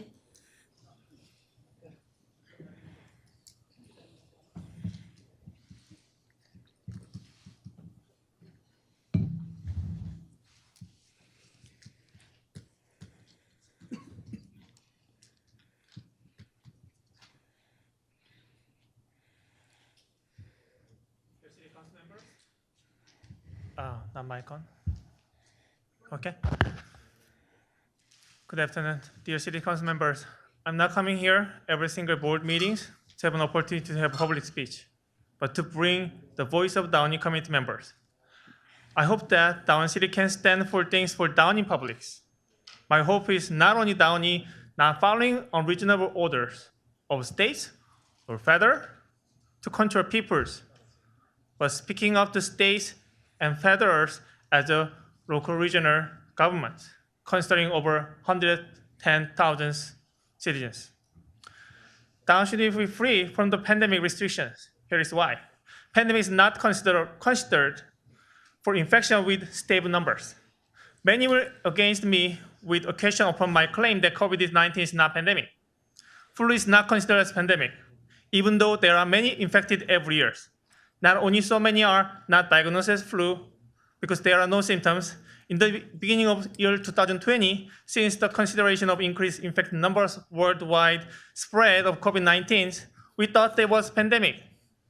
The death rate should have been increased from 2020, but death rate has not been changed much since 2014. This is the graph for from 2014. The rate has not been changed. Actually, from 2019, the annual change rate has been dropped in following this green line on the graph. But still, people, including City Mayor Prometa, believes that vaccine is at least prevent virus spreading. But actually, it is not. Human body has many mechanisms, including antibodies, not to be sick. There are 5 types of antibodies. For respiratory infections, not to be spread, mucosal membrane should be filled with immunoglobulin A, which is called IgA. But none of the COVID-19 vaccines can make IgA. So there is no such word breakthrough case. Because this vaccine has never made IgA, so by having even 100% people vaccinated, COVID virus will continue to be spread through the community. By hearing this, City Council members, will you continue to be quiet and promote what is unreasonable things, even for the mandate for the virus, vaccines, and masks? Also, I want to let you know that this meeting shouldn't be a place to make a team to cover own benefits, like last city council meetings, as it was unethically conducted by one city council members. Thank you. Thank you.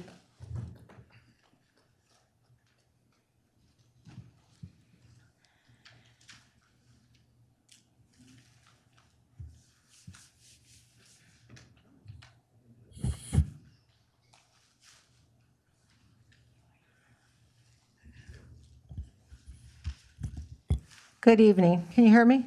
Yes, good evening. Okay. Good evening.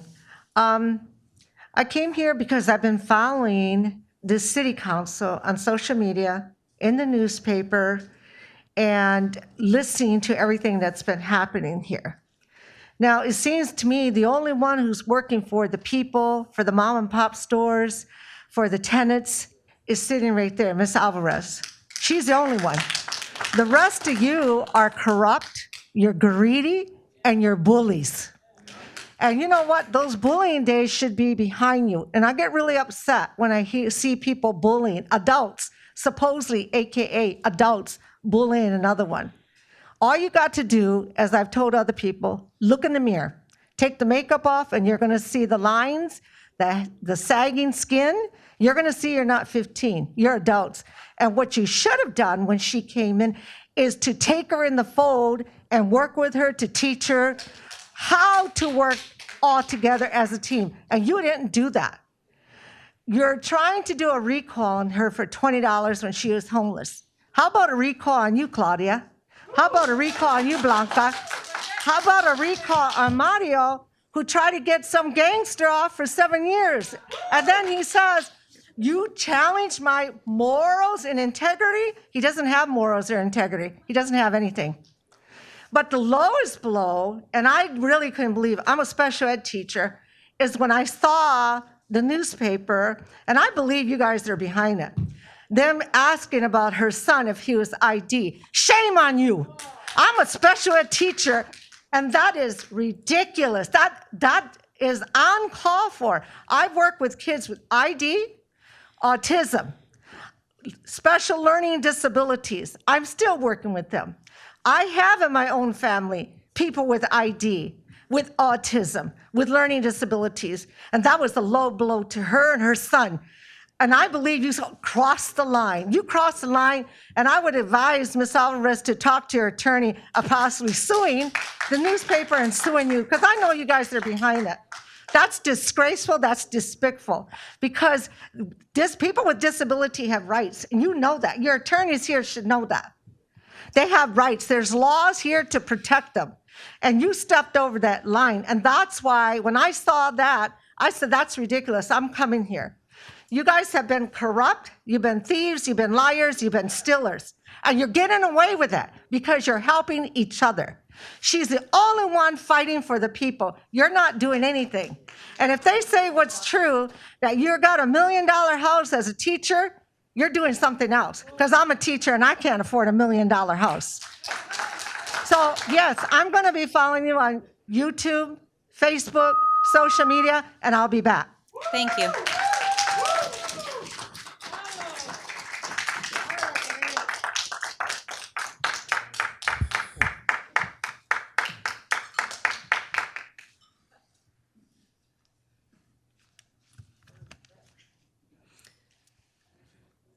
Good evening.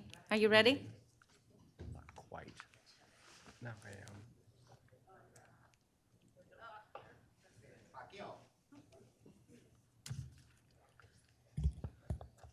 Lee Squire, U.S. Army, Vietnam era veteran. Good evening, Mayor, City Council, and we the people. First, Marine Corps birthday is in Bastards in Downey, and they're having an event tomorrow. For Marine Corps birthday and Veterans Day tickets are available by going on the internet to bastardscanteen.com/events. All are welcome, and I offer a special welcome to all of you veterans, for we are all brothers and sisters in arms.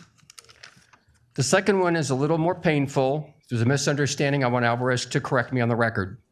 The pain of freedom. She made a comment along the lines that the flag brings me pain. I'm assuming the American flag. You have no idea as to the flag and pain. We living veterans from World War II to present day in the military, we feel pain every day for our comrades who never came back. We shed our blood for freedom. During Vietnam War, my flag was ripped, stomped on, and burned while Americans were killed in Vietnam. I still live to those horrors to this day.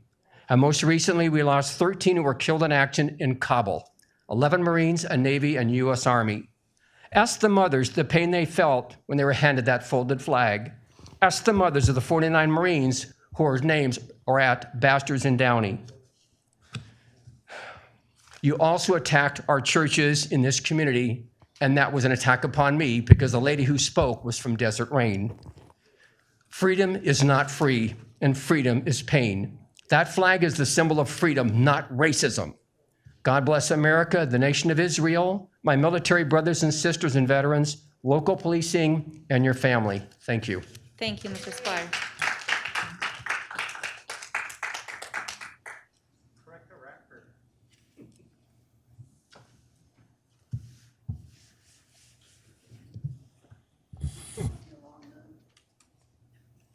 Good evening. Good evening. I'm a resident of Downey, and I come to speak and ask a couple questions and then speak towards that. I want to know how you are able, if you can't get a job anyplace else before they check your record, how do they allow Ms. Alvarez not to check her record when she was voted in? Even if you get voted in, if you lie, you get dismissed right away from any position that you have. Can't be a sheriff, you can't be in the police, you can't be any place unless they find out that you lie in that application, you gotta go. And she going ahead and start talking about our flag and the things that got wrong with our country. She doesn't like it here. Nobody asked her to come. She can leave.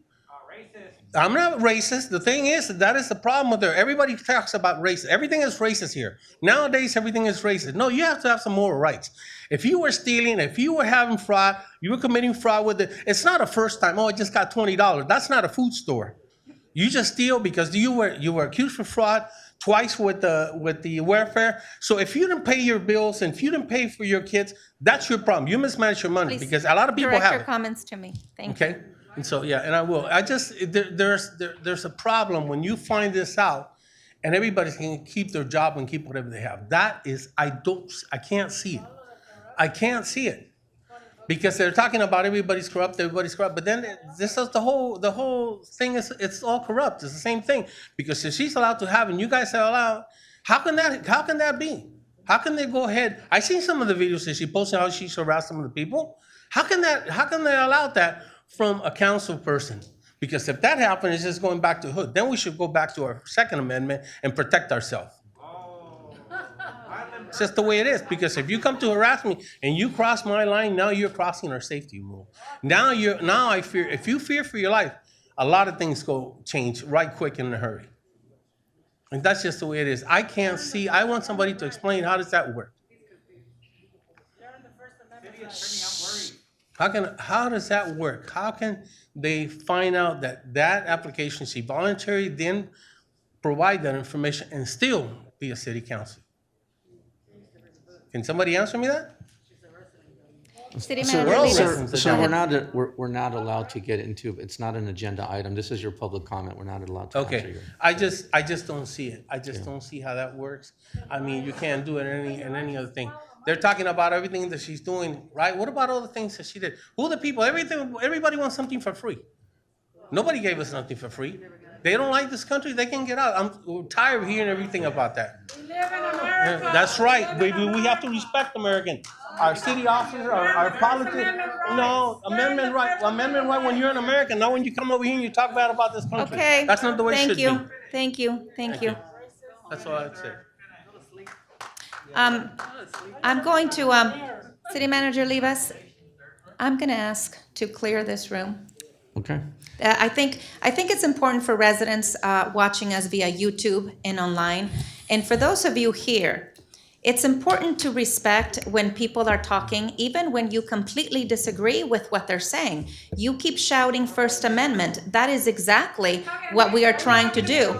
If you do not allow me to speak and continue to carry on in an uncivilized manner, City Manager, go ahead. Let's clear the room. Chief, can we please Thank have the We'll take room a cleared? recess, clear the room. We're going to take a recess. Those and who we're haven't gonna- yet spoken, just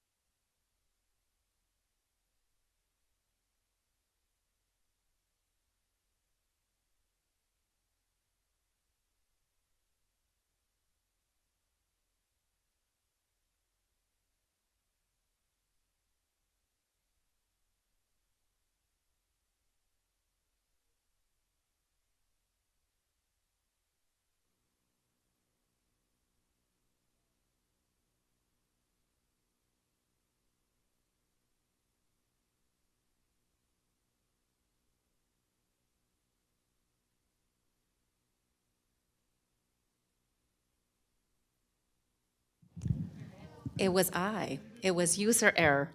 Okay, are we back online now? Okay, good evening. We are back from our recess. And due to continuous disruption, I asked the city manager to ask the sergeant to clear the room. We will be allowing those that were in line to speak to come in one at a time. Once they have spoken, then we will bring everybody back.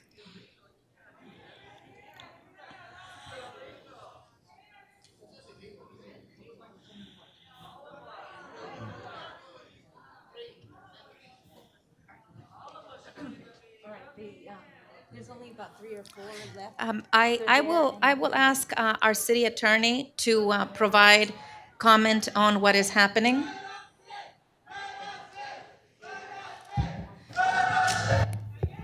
The speaker, the sound system outside is on, okay? So under the Brown Act, once there's been repeated disruption of a meeting, the Brown Act allows the mayor to clear the room. And that's exactly what's happened. So we will be conducting the meeting. We will finish up with public comment, asking each speaker to come in, make their comment, and then leave until we're finished with public comment, and then we'll proceed with the rest of the agenda. Thank you, Madam City Attorney. You may proceed now. Good evening. Is it on? Hello? Okay, it's on. Is the cameras, is the video screens out there working? Because they were off at one moment. We only have audio out there. Audio, and what about the scene? Can we get something out there, please? Video just points down to you where you're speaking. I understand, but you can see that outside too with the TV. So let me have it on. Please proceed with your comment. Don't interrupt me. I'm just asking a on. question. Don't interrupt me. You already kick everybody fucking out. So what I want to say is that I don't understand. Like you want to kick everybody out when we have a First Amendment right, Frometa? And when I'm speaking to you, you can look at me. You don't have to fucking hold your head down. You should be ashamed of fucking everybody in this fucking damn room, especially you fucking Liba, directing fucking comments and directing fucking low-key fucking conversation. You got shit to say. Do you got something to say? You Say direct it. your comments Just like, to me, no, please. No, I'm not. Don't interrupt me. I'm in the room. I have the fucking floor. You piss fucking people off. You don't do shit for the fucking community. So what the fuck you want me to say to you? Levi, you don't do fucking shit either. You want to sit there and fucking point fingers on fucking people, kick people out? The fuck you doing? What the fuck you doing? Seriously, you think I'm afraid of you? You think I'm afraid of that piece of shit right there? Pointing at people out, talking about, pointing at fucking me and my husband and everybody in this fucking room? Do it. Do it. Proceed with the fucking damn, put me in fucking handcuffs. Go ahead. I ain't afraid of that fucking marica either. Piece of shit said, se burló de nosotros. Saying we're a fucking joke. He's a motherfucking joke. For sitting in that motherfucking chair. When he was born, he's a fucking joke. If you can hear me through here, you're a fucking joke. He should be embarrassed of fucking getting that motherfucking damn name on that City Council District 5. He ain't shit, just like you ain't shit, Frometa. And Pacheco, you ain't shit either. You know damn what the fuck I'm talking about. I'm sick and tired of everybody saying, pointing fingers at each other, talking about you guys didn't do shit. When you guys did do something. You fucking throwing her, man. You trying to cover that shit up. Come on, Frometa. Own up to them. Say una pinche mujercita and own up to that shit. Ain't nobody afraid of you. Ain't nobody afraid of her. Ain't nobody afraid of her. I'm not even gonna be afraid of anybody. And I'm gonna tell you straight up, fuck out. Nothing has been fucking done. You wanna escort fucking people out? Got me fucking fucked up. You see what fucking happens when you fucking touch me? I'll sue the shit out of all of you guys. And I haven't fucking done it because people be holding me back. And I will fucking do it. But don't fucking pressure me, Frometa and Levi. Fucking you getting money and shit, acting like you fucking all legit. You ain't fucking legit. Fucking putting Miss Alvarez fucking down. I don't go against her and I don't go behind her. And I don't even vote for her. I didn't fucking vote for her. I didn't vote for none of you fucking rats. You know damn well, and I don't know where the fuck she got her fucking license as a fucking damn attorney. Because that bitch don't know shit. And you violate amendments, you doing something, huh? Thank you.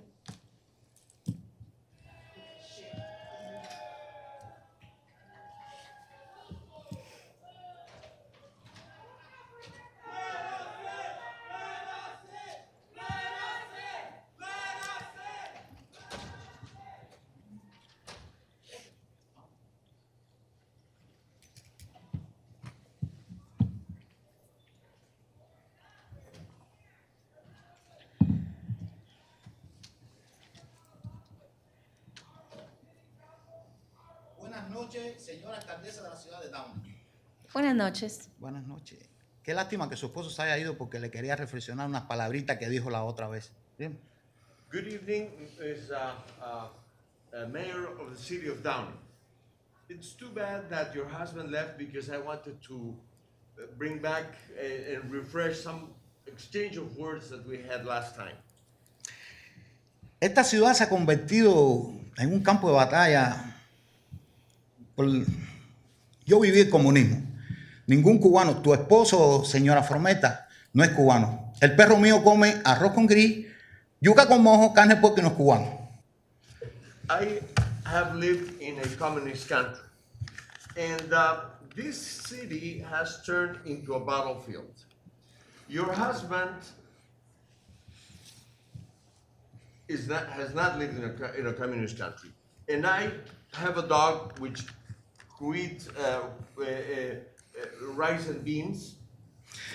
Llegué a este país tratando de ver libertad de expresión, libertad. Llego a una ciudad, ustedes mismos no pueden protestar porque es ilegal. Caminas 300 metros de tu casa, callas frente a casa de Sam. ¿Dónde vas a protestar? ¿De quién? Del abogado que estaba antes aquí, por Trujillo. Llega, mide los 300 pies y vas a llegar a la casa y los vas a molestar a ellos también. Entonces, medimos allá para acá 300 pies. La ley esa es en contra de la Constitución de los Estados Unidos, como lo dijo el veterano de guerra. Por eso pelearon muchas personas. I arrived to this country looking for freedom and freedom of expression. Now, you cannot limit the freedom of expression to 300 meters or 300 feet. If I get to the front and I'm 300 meters away, so you lose the freedom of expression. Usted dijo en la reunión pasada de que estaba abierta las 24 horas, 7 días a la semana. Llevo una semana haciendo un appointment con ustedes el lunes. No me ha contestado todavía. Y lo estoy esperando. Hasta que no me conteste, voy a seguir insistiendo. Last meeting, you said that you were open 24 hours a day, 7 days a week. And I've been requesting a meeting, and you haven't responded to me yet. And I will continue doing so until you respond. Esta carta que veas aquí la mandó el fiscal de la ciudad a mí, al perjudicado, en vez de mandársela a los dueños del edificio, diciendo que todo estaba terminado. Todo no está terminado. Mi hija se cayó la semana pasada en la bañera, y tiene un morete de este tamaño sin la espalda. Casi se me mata. This letter was sent to me by the DA or the city attorney, and instead of sending it to the owner of the place where we reside. And I want to let you know that my daughter fell off in the bathtub and injured herself, and she has a bruise this big. Aquí en la carta dice de que si no me conviene, que en ningún lugar Enforce fue a hacer la inspección final, en ningún momento. La pintura se está cayendo. Fred, el inspector, lo sabe. Tomó fotos. Yo tengo fotos también. En ningún momento tomaron inspección. Ellos dicen que tomaron. Aquí dice que ya está todo concluido. No está todo concluido. Por eso le estoy diciendo, vamos a mi casa. Yo lo voy a enseñar para que usted vea. This letter says that everything has been repaired and that everything is good, but it's not. The paint is peeling off. And if you want, we can go. I'll take you. We can go and see. La semana pasada vine a hacer una cita con Aldo. Me la propusieron porque el abogado mío quiere venir. El de los apartamentos que me está atendiendo a mí quiere venir. Porque el fiscal, en vez de mandársela a Wista, me la mandó a mí. Si yo soy perjudicado, ¿por qué? Last week, I wanted to make an appointment with Aldo. And the city attorney, instead of sending this to the owner, sent it to me.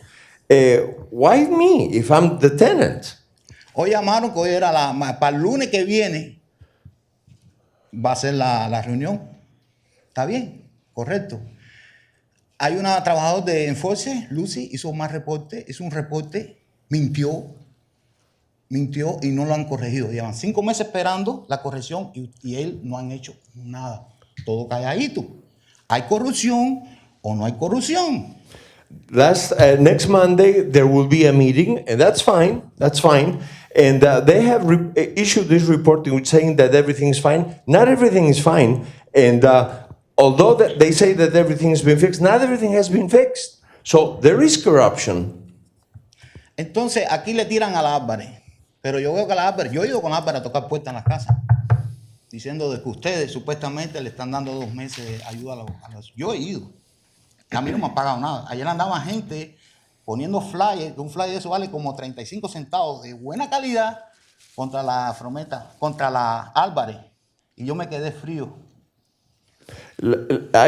You people are going against Alvarez. And Alvarez has been there with me, knocking on doors, and they put a flyer that is worth 35 cents, very well put together, in which they're recalling her. Esto es lo último que voy a decir. Yo manejo un Lyft en la madrugada y ahí se me montan muchos borrachos aquí en la ciudad. He oído tantas cosas como tú, Liva, ganas $300,000, tú lo sabes, y que tienes a tu compadre trabajando aquí en la ciudad. Eso es corrupción. The last thing I'm going to say is that I work driving Lyft, and I pick up a lot of drunk individuals at 3 in the morning, and I hear a lot of things. And one of the things I've heard is that you, Liva, make $300,000. Gracias. Thank you.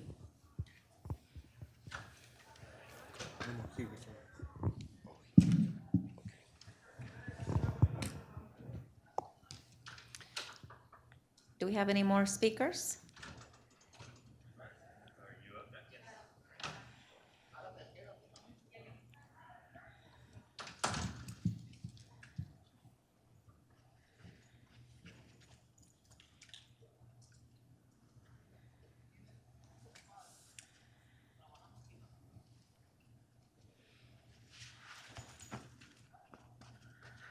Okay, hello, good evening. Well, I don't even know what to say. Wow. So again, it's really important to be an accessible government. I think the reason this is happening is because you have not been an accessible government. I want to, again, I don't even know what to say. But again, this is crazy. I can't believe you guys are just cleaning the room. Like the people weren't even like acting out more so than usual. So this is unusual behavior. Like it's out of the sync with what has happened in the past. So you're making some specific choice to have the people out there because you didn't like what they were saying, I think. It was content-based discrimination. So that's not gonna fly. In the past, people have been even rowdier than that, and you didn't do this.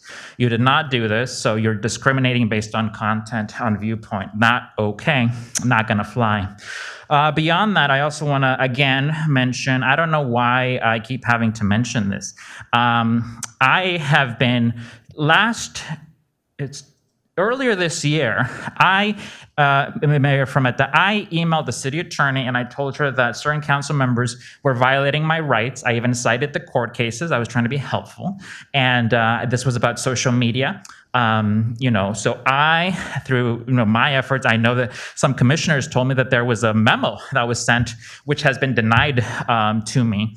By the city attorney telling people, you can't block the public. Like, basically, you can't block them at all.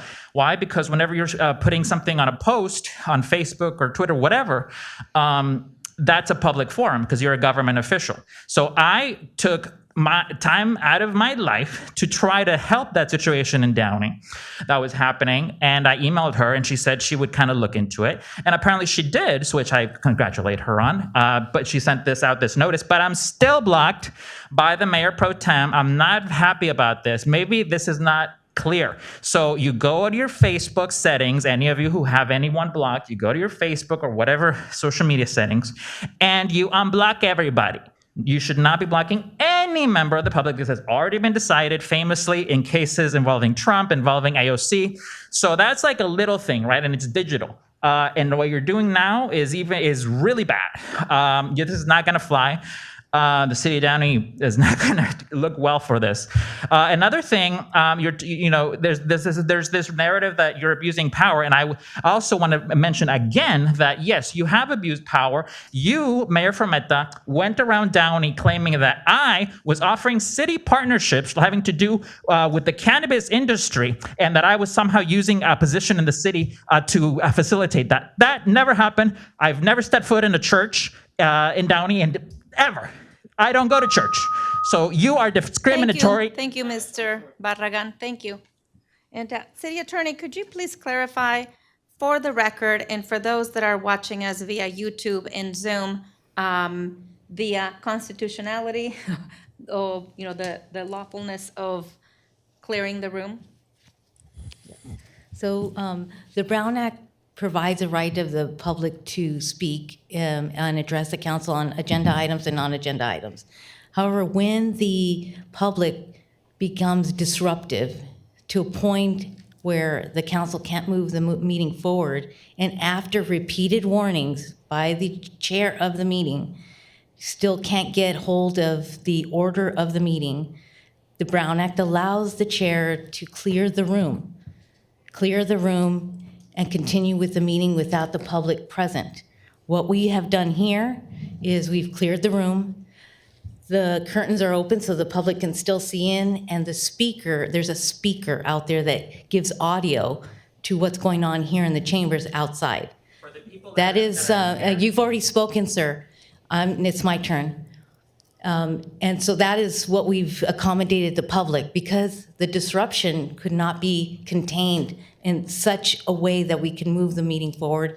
There's been repeated warnings by the mayor since the beginning of the meeting, and still no order.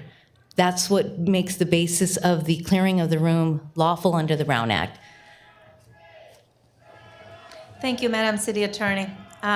Do we have next? Thank you, Mr. Barragan. Do we have another speaker?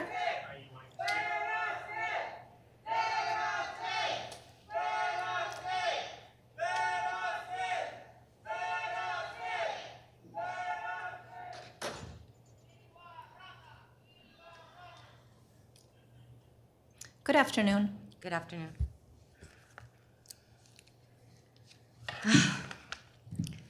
I was driven to come here and speak tonight after listening to the last dumpster fire city council, where there was so much fear-mongering about protesters and the ordinance with the 300-foot buffer. I even heard a gentleman relate to protesters as terrorists. Really? Terrorists? The right to assemble? I actually lost count how many times he said it. I also heard Ms. Pacheco say that this was originally brought up for discussion in 2020 without any action. Well, maybe, just maybe, if you would govern accordingly and accommodated the renters in 2019 with their pleading 45-day moratorium, that one single protest might not have taken place. And may I add, that was during the daylight hours. Let me just state the obvious. This discord around this is not going to go away. It's just going to be placed on someone else's doorstep. And now we're seeing a video that has surfaced of you, Mayor, and a male companion who clearly gesturing in a threatening manner to a public speaker. Not an action we expect from a mayor. On the recall issue, there were people making absurd suggestions and criticizing Catherine because of her minor background and history. Those people acted classless by bringing her 20-year-old son into this. To all of those people that brought her son into it, shame on you. We have people being released back into our community monthly with much more crimes. And what do we expect from them? Do we want to see them reoffending? Hell no. Hell no. We wish for them to become constructive in society, to make wise and better choices and contribute to Downey. We practice that as social workers, teachers, counselors, law enforcement, and as parents. We currently have the sleazy Mark Ridley Thomas indicted for conspiracy, bribery, and mail fraud. LA Councilman Jose Huizar awaiting trial for money laundering and racketeering. LA Councilman Michael Engel in prison. I'm not condoning anything Catherine has done, but she's a damn fucking lightweight to the corrupt, money-whoring Democrats. Bottom line, she's making a concerted effort to better serve the community of Downey in a meaningful way. That's all. Thank you, Ms. Villa.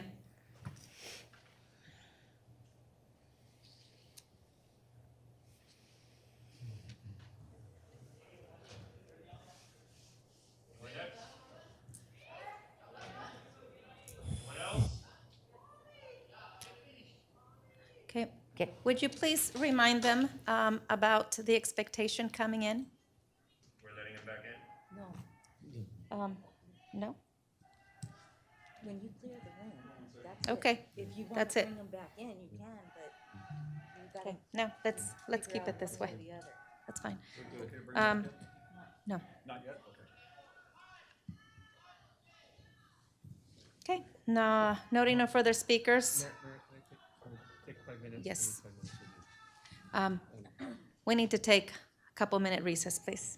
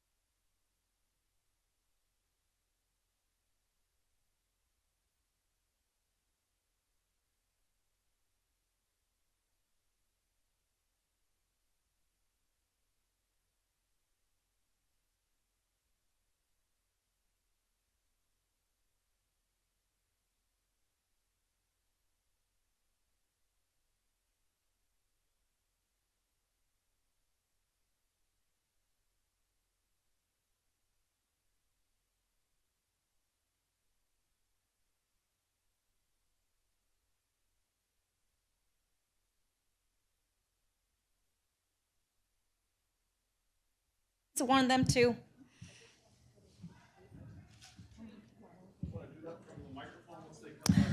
Yeah, no, Yeah. Claudia, just let it go.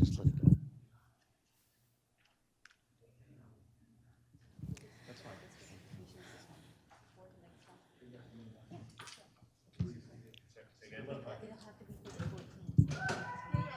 Please come back in.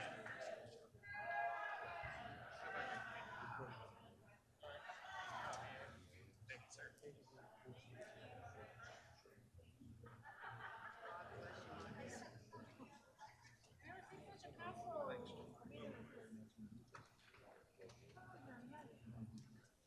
Breaking your ground.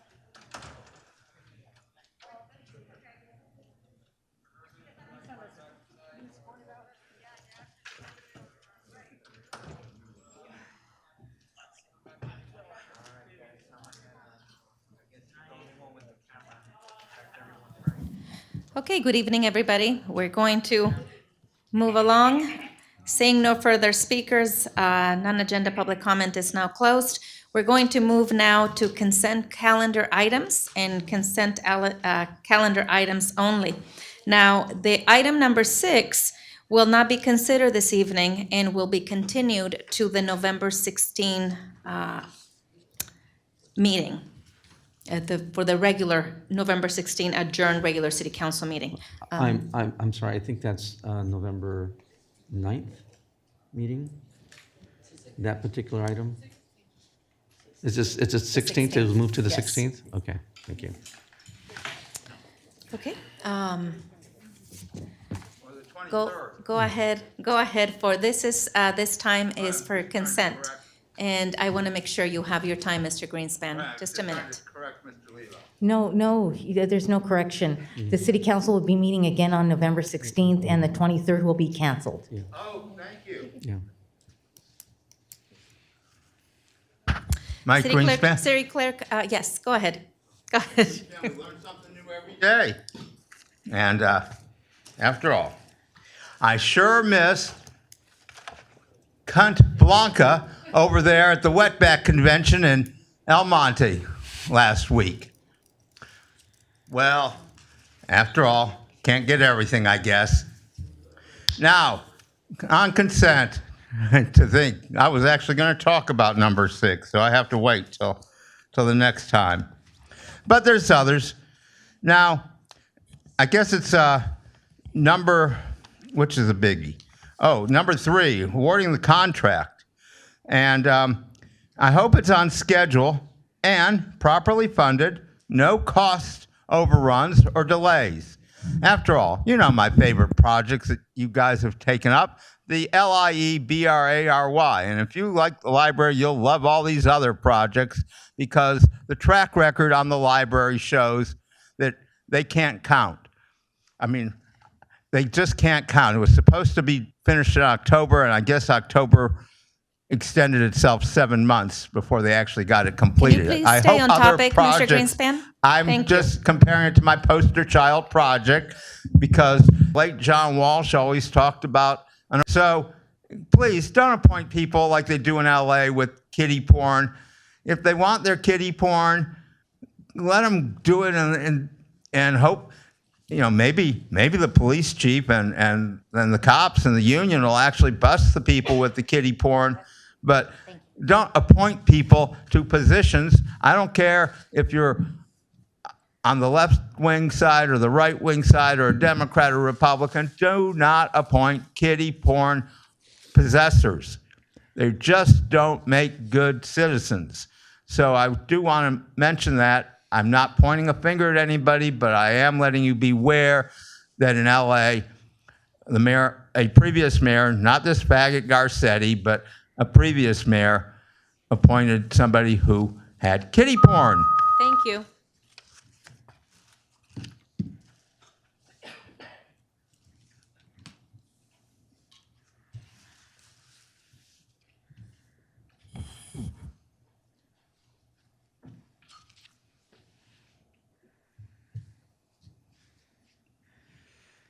Yep, the faggot Garcetti is on his 14-day probation looking at kiddie porn in Scotland.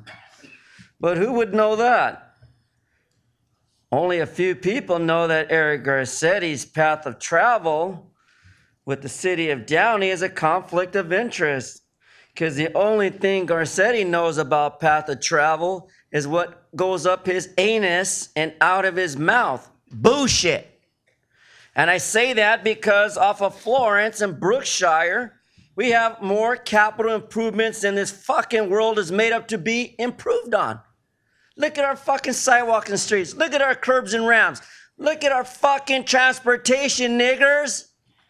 All these rules about transportation, niggers, because we need more tourism. No, we need more fucking infrastructure. And your dumb 46th president can't come up with a capital improvement with the city manager of corruption, Gilbert A. Levas. So you're regarding your pavement rehab, fuck it. Only what, $4.5 million for Measure R bond fund, which I shouldn't even be talking about because it's item 6 and the goddamn mayor is letting me rant on about pavement rehabs? But who cares? No one fucking pays attention to capital improvement projects like the $1,700,000 Measure R. R for being robbed. We're being robbed. How's that? Measure R bond by design. 2, construction, and what's the fancy words they use here? Contingencies. What is a contingency, Ms. Garcia, for the record? Well, we have to approve a little extra money for Gilbert to steal on the receipts when we falsify that we're not embezzling money, but we're taking from the public who pay their taxes on their mortgages. Or better, dumbasses like you that own a home for $1 million, Miss Frometa, the mayor. What the fuck? And besides, what is $3,850,000 gonna do for an inspection? It only gets us into deeper shit trouble. Then we go to item 9, change order number 1 to change order number 2 for $65,000 for a total of $900,000. Gilbert, aren't you done stealing enough fucking money? And look at item 13.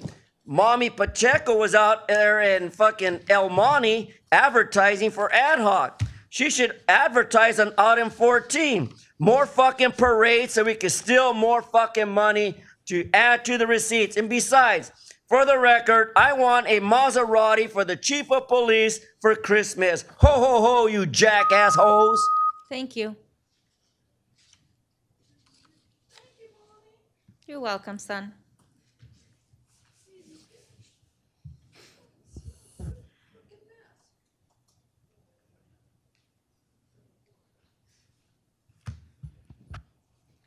Hello, Mr. Squire. Good evening.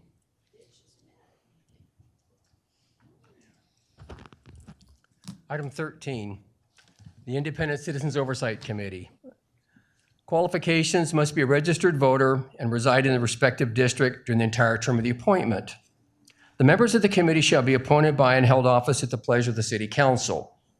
Well, I'm a little bit puzzled because I thought we, the voters, approved and created this committee, but not you, the City Council. So if I'm a voter, how did I subordinate my rights as a voter to the very people that serve me? The second item is, I don't believe it's only registered voters who pay your Measure S sales taxes. So I'd like to know how this is not illegal discrimination for those who are not only non-voters, but discrimination against immigrants that are here legally. Thank you. Thank you.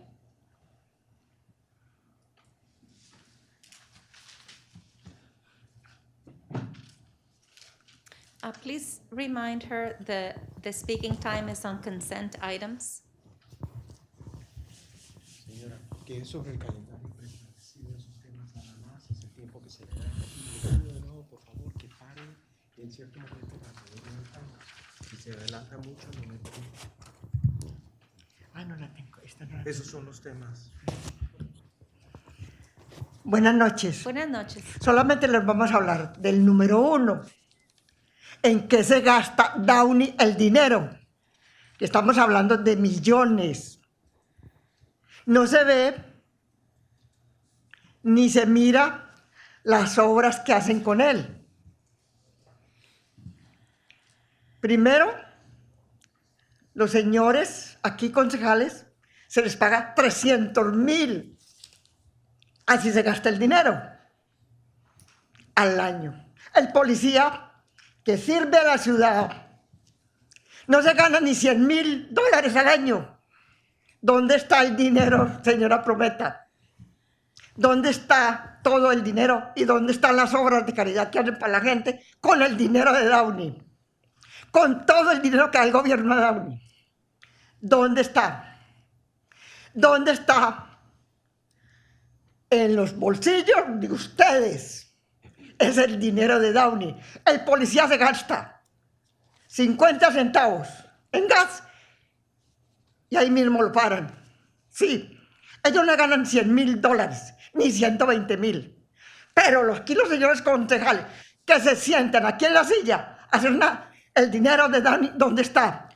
Lo estamos Permítame regalando. un segundo para que lo pueda traducir. Wait a minute so that you can be La translated. mayoría de aquí saben español porque son mexicanos.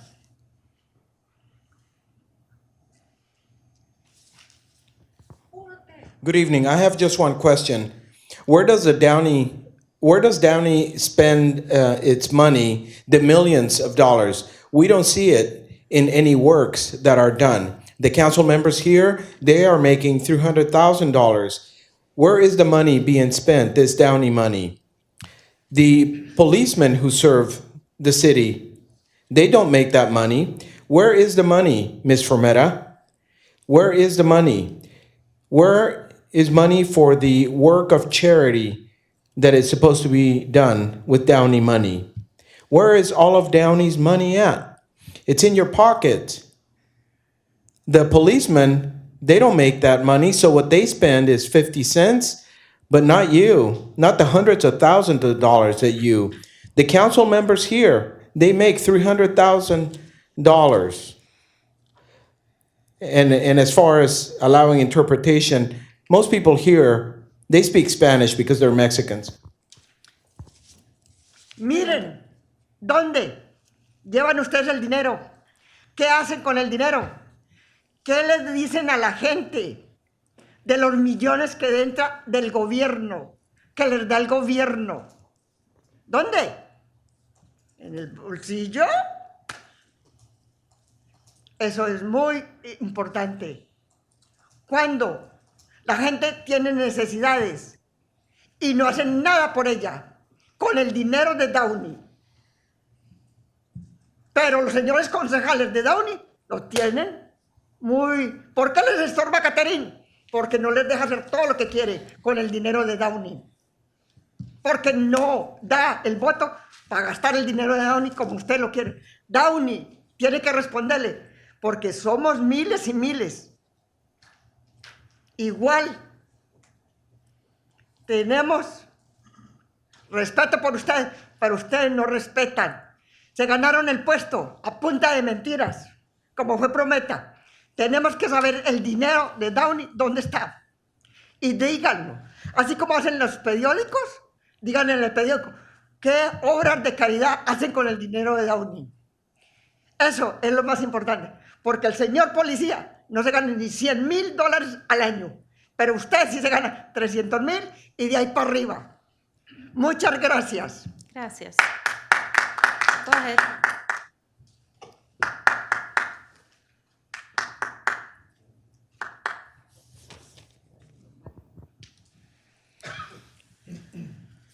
Herman, do you want your agenda? Monica, we need to she needs to look. translate. Yeah. Go ahead. Where are you taking this money? What have you done with the money that belongs to Downey? You need to tell the people what is being done with the millions that you get from the government. It goes into your pockets. It's very important. The people have needs, and you are doing zero with Downey's money. Council members, they are making thousands.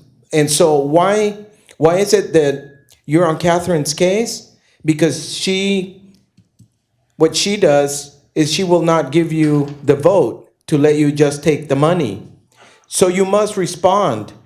You must respond to us because we are thousands and thousands. How it is that you won so that you could be up there.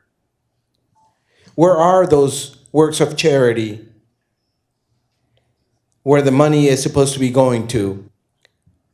Not to the policeman. He doesn't even make $100,000. But you're making $300,000. Thank you very much. You may proceed, Mr. Barragan. Hello, just a quick point, because another speaker brought it up, and I think it's really important. So for, right, so this is a consent calendar. So it has these items, and you can see that there's different committees that are kind of related to the items, are coming from those committees, commissions, departments. So like Public Works is up there right now. There's also like the Planning Commission. So I'm very concerned about that topic because of something another speaker said, which is Mr.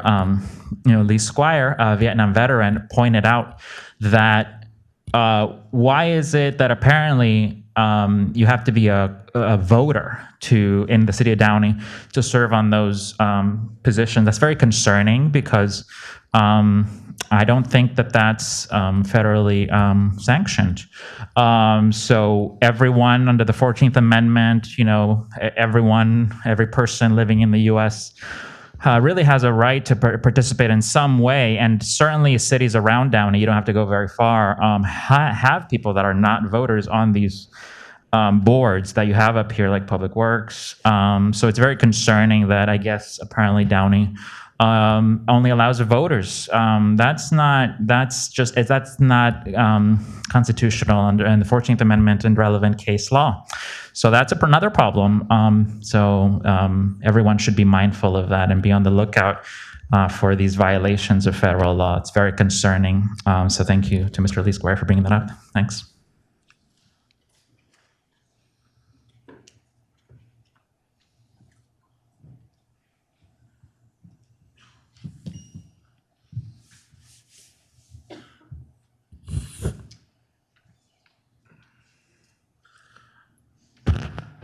Good evening. Good evening. I'm just here to say that if there's going to be an appointment to the Citizens Oversight Committee, I don't think Rick Rodriguez should be in that committee because, as you know, Mayor, during a clergy council meeting, Mr. Rodriguez wanted to engage in a physical fight with candidate Martinez. And I think that's a disservice to our community. I don't think Mr. Rodriguez should be appointed to anything.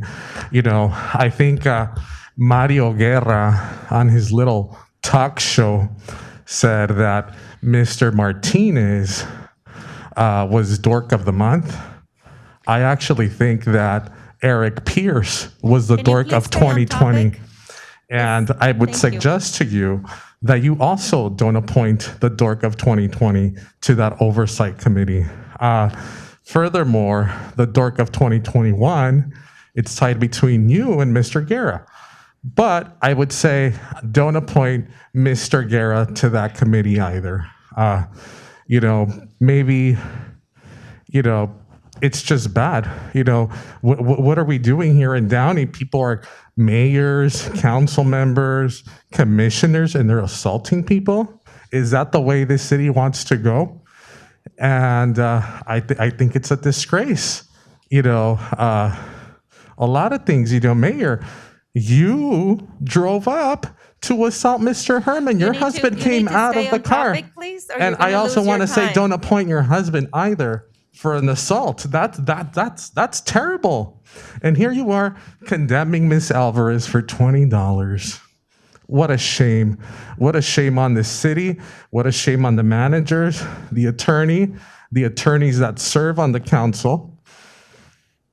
That's it. And the commissioners too. Bad commissioners, bad Dork of the Year. And you too, Mayor. You're a bad mayor. You're like Fidel Castro's cousin. Thank you. Thank you. Seeing no further speakers, this public comment for non-agenda public comment is closed. Council members, do you need to remove or abstain from an item? Yes, I wanted to table 6, 7, and 8. Okay, 6, Councilmember Alvarez has been moved to the November 16 meeting, and 7 and 8 will have to be tabled for next meeting, please. I have a question before we do anything. This question is for Delfino. If we postpone items 7 and 8 to a future council meeting, will it affect you in any way? Items 7 and 8 are for the approval of plans and specifications. So if these items are not approved tonight, we're not able to advertise and go out to bid. And how does this impact our residents, Delfino? So the construction of the projects will be delayed by, you know, how long it takes or however many meetings before it gets approved. And then, you know, the streets will not be repaved right away. Councilmember Alvarez, is there a reason why you want to table items 7 and 8 Yes. regarding street improvements? Yes, I definitely support the getting our streets paved, but I noticed that I've been asked to vote for the plans and the specifications, and specifications are not here. So I just want the specifications to be attached, if it's possible. If not, then I wanted to read them before to vote for this. And I know it's really long, so I think we should leave it for our next meeting, which is on the 16th. If there's nothing wrong with it, I believe we can vote for it on next meeting. Delfino, can you go ahead and talk a little bit about what the process is and, you know, what we do with the plan specifications, what we're doing as we go out to bid for this? So the specifications for the project, it's part of the bid document, so it has different sections. The front end part of the specifications, that includes the quantities, the unit prices that the contractors will be bidding on. And that's how they normally come up with the total bid for the project. It also has requirements such as bid bond, performance bond, and so forth. So the items that will be provided by the contractor as part of the bid. The rest of the specifications are really the types of materials that will be used on the project, construction methods, and so forth. These are all boilerplate and standard for every single project that we do. So there's really nothing different compared to the other projects that we have completed. So the only thing different would be the date of the bid and the quantities that would be specific to the project itself. So in other words, Delfino, we can't have all of that additional information until this goes out to bid and we get that additional information from whomever it is we choose. Yeah, the unit prices won't be available until we get the bid. So normally those are filled in when the contract is awarded.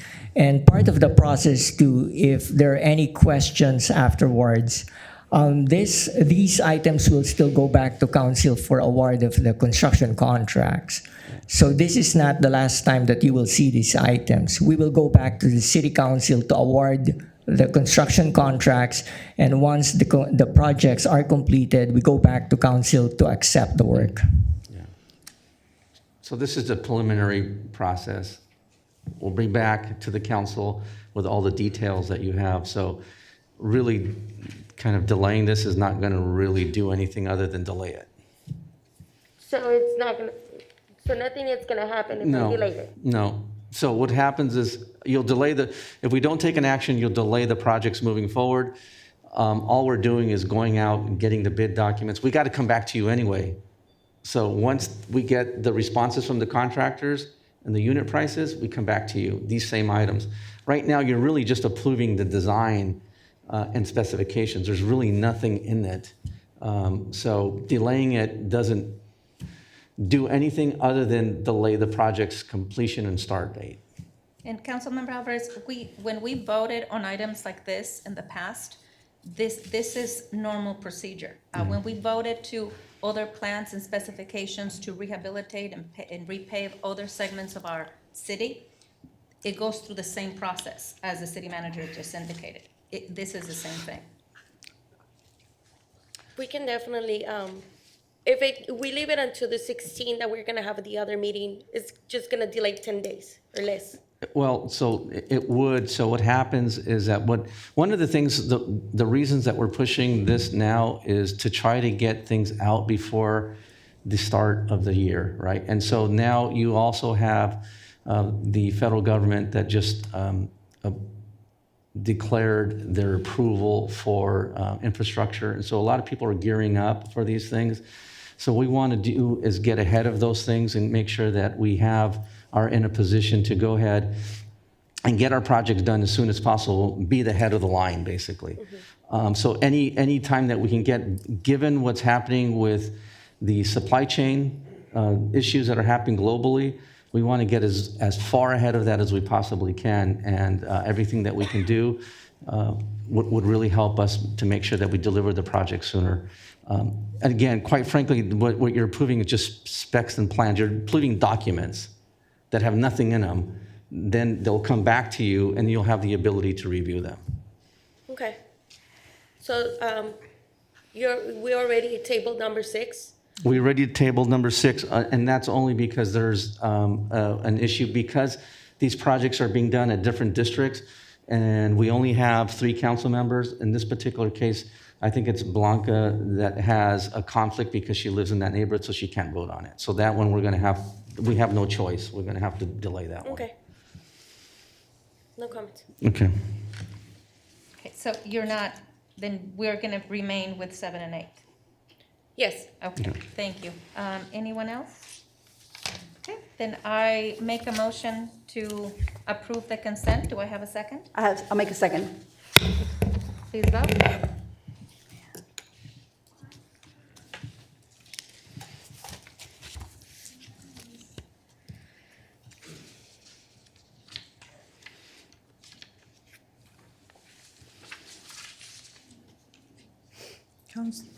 Councilmember Alvarez, did you select? You're on presentation mode? There we go. The consent calendar is approved with Councilmember Ashton and Councilmember Trujillo absent, and item number 6 being continued to the November 16 meeting. Thank you. City Manager Rivas, do you have any comments? I don't have any comments. I think it's been a long evening, and it's 9:30, and I sure hope that everybody gets some rest. So Thank you. Good evening, everyone. I will adjourn this meeting to all the lives lost to COVID-19. A moment of silence, please.